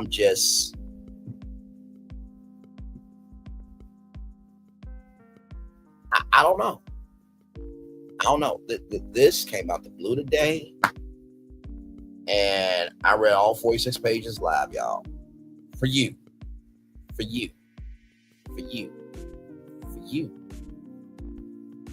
Y'all, I'm going to turn my camera now. The fireworks about to go off. As the fireworks are going off behind us here, ladies and gentlemen.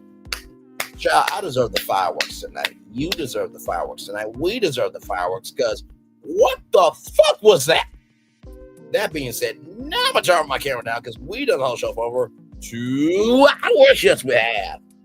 Child, I have no more capacity to move, to think, or to be. Okay? I just don't have it.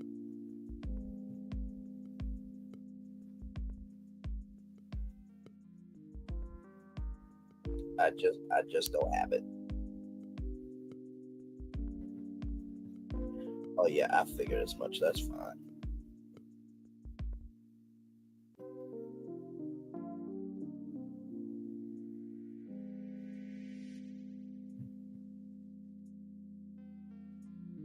I'll make a decision on that in a minute.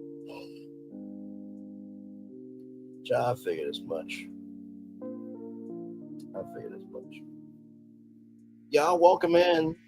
Glad to have you here. Child, we're here.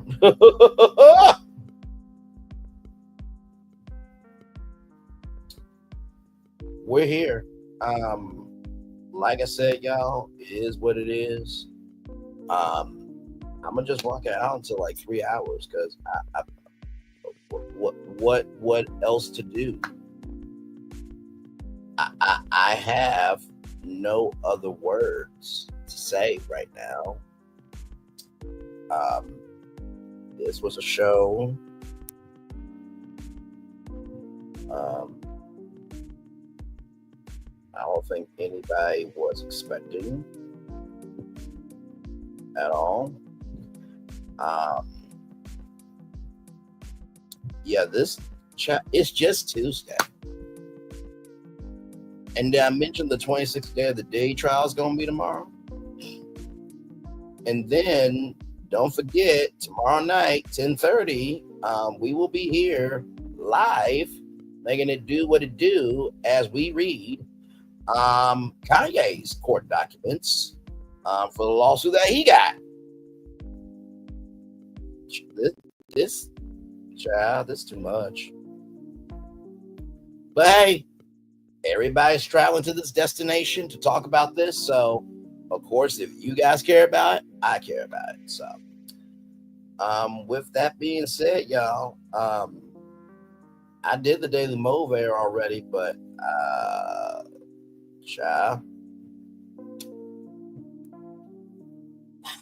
let me come on camera and see if I can do a Daily Move Air. So this is what I would say. Just because it's your studio doesn't mean you get to produce your own decisions, right? So the first thing I'll say is, when you are a steward over that big of a blessing, you're responsible for what you do. That's the first thing, right? Because when you produce a show, right, the network is expecting that to produce a result. So the first thing, if you're going to produce something, make sure it is for the good of what can be, not for your own gratification. That's the first thing. The second thing is, just because you own the studio doesn't mean you can produce any decisions that you want to.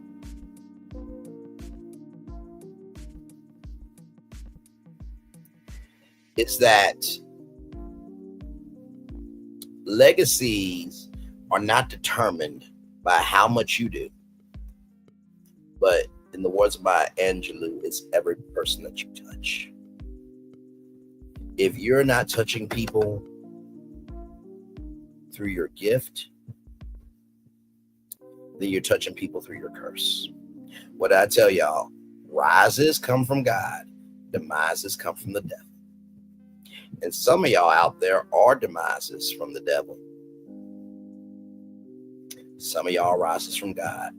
Figure the fuck out which one you are and move accordingly. That's the second thing I'll tell you. And finally, the third thing,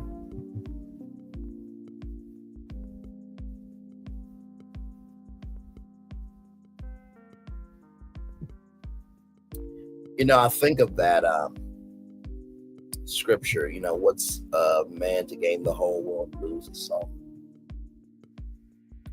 Gratification is a powerful tool and a dangerous weapon. We can be gratified for love. We can gain the gratification of acceptance. We can gain the gratification of finances. We can gain the gratification for anything. But we can become too gluttonous, where our stomachs are full, we can no longer move. You should never mentally eat so much of your greed that you can't be still enough to say, I'm good. With that being said, y'all, it's time for the best outro on YouTube. I ain't got nothing else for y'all. Know what you do and do what you know. Never say more special, because you are always one of blessed and trust. You may not be where you want to be, but at the end of it, you'll be where you need to be. Do what you've been chosen to do. Why is one thing to call yourself is nothing to be chosen. One love, much love, all love. I spend time with you. You will spend time with me. Hopefully, by spending time together, we'll be great together. And always remember, what you're doing: radio, television, YouTube, live your best life. Or child, you're just recognizing, listen, maybe that advice that Medea was giving to everybody else, maybe the person playing her should have listened to Medea. Make sure the replay is not just right for you to watch it, not just right for the student, but for you want the spirit to again. I love you. I value you. I appreciate you all. Always remember, receive love. You don't receive love, you gotta give it. Receive love, you gotta give it. Receive love, you gotta give it. Where obstacles you come, where success you have achieved upon this particular day, I'm extremely proud of you, but no one else is proud of you. Be proud of your damn self. Finally, y'all, I told y'all that every tour is not going to be sunshine and rainbows. Sometimes we gotta recognize the rain and the thunder. But just know that through every storm is a lesson. Let's recognize that maybe it's not just the people at the bottom of the hill rather, that are fallible, that they can break and they can crumble. But maybe it's also people at the top of the hill too. They just got better resources to hide it. Commercial break and fireworks coming your way for the day that was, for the day that's come, for the blessed on the way for you and all of us as a society, as a people, as culture. I feel the love, and I send it right back to you. Good night, everybody. I love y'all. Bye-bye.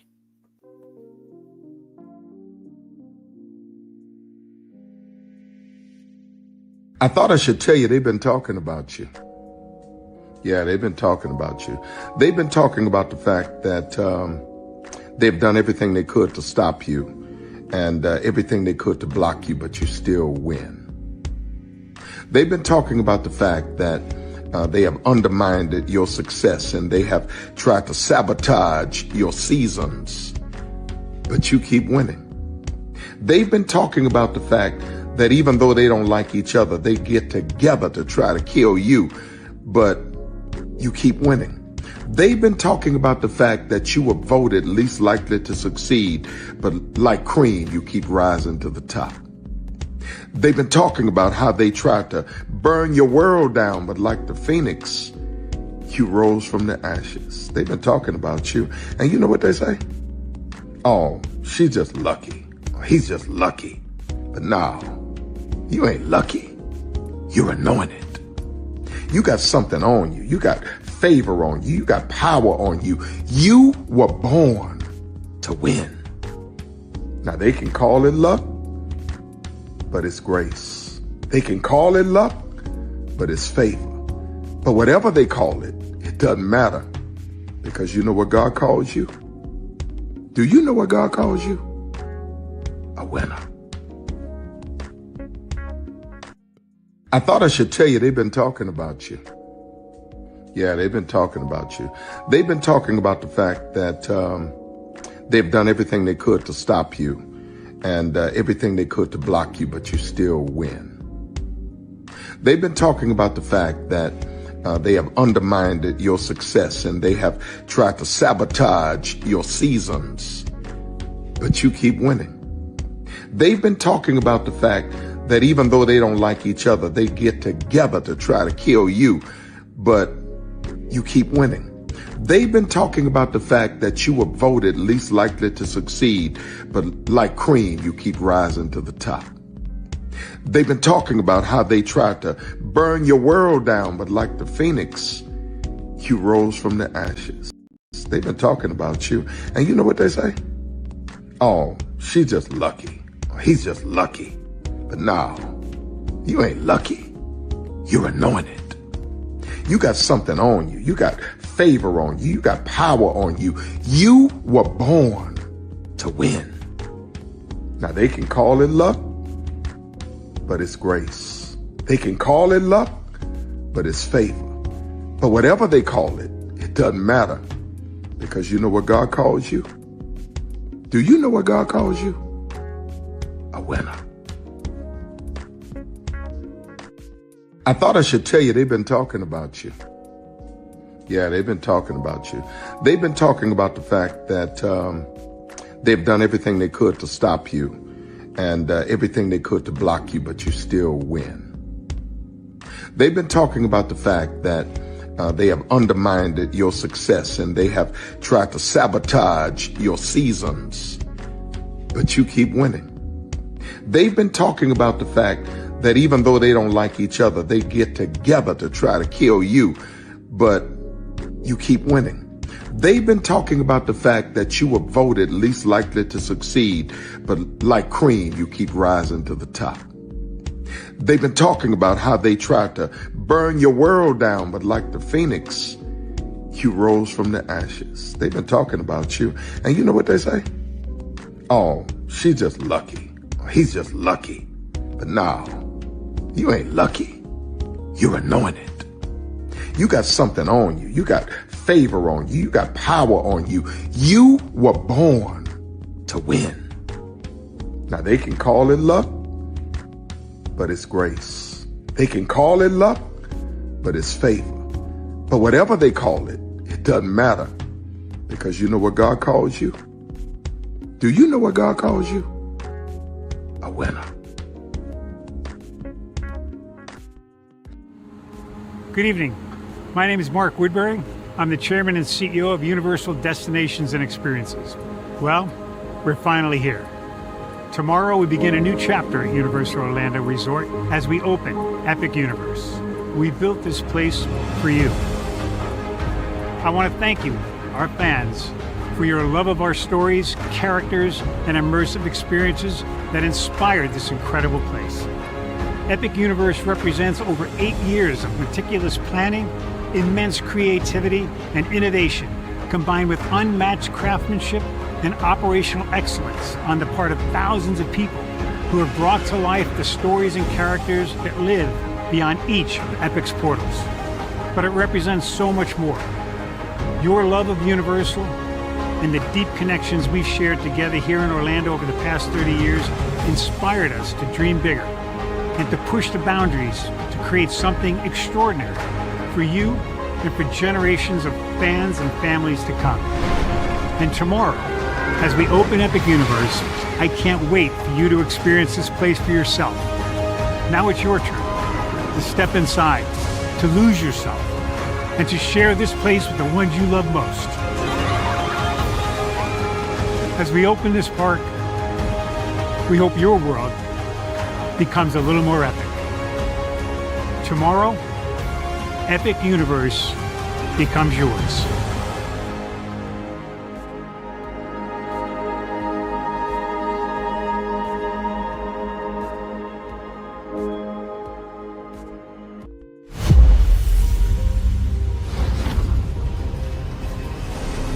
Beyond this gate, find gardens green and epic worlds to fill your dreams.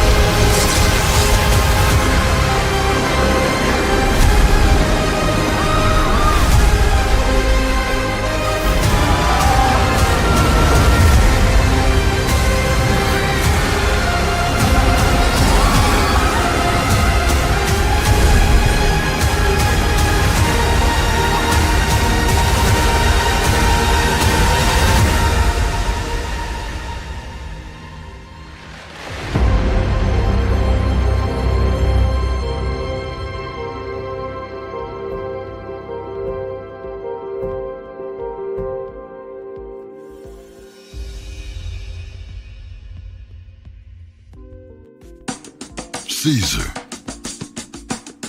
Just look at him. Politician. General. Author. Ruler.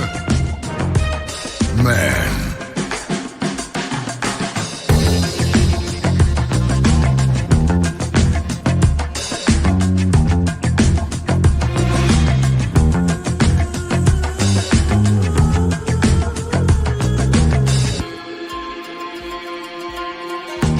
Legend has it, he's not only stared into the belly of the beast, he's had it for dinner. Here he's free to relax, or party, or relax, or party, or relax, and party. His is a world of opulence. Excess, and the occasional impulse buy.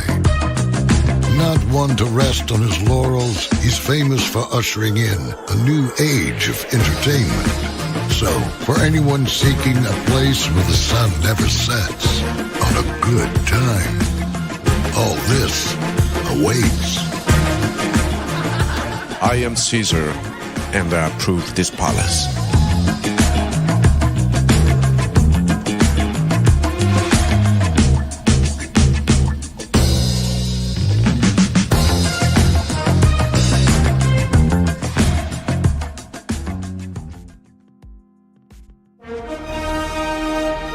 Prepare for a journey beyond imagination, beyond belief, beyond anything you've experienced before. Universal Epic Universe, a new theme park where you'll step through extraordinary portals to 5 immersive worlds. Prepare for a cosmic voyage of discovery, an isle of fire-breathing excitement, a shadowy world of monsters and mystery, new wonders in the wizarding world, and a new way to play. Plus the splendor of a magnificent resort hotel overlooking the park. It's all new excitement at Universal Orlando Resort. A week's worth of vacation thrills, with 4 amazing theme parks, a variety of spectacular themed hotels, and incredible dining and entertainment. It's all at Universal Orlando Resort, where you'll find new adventures every day.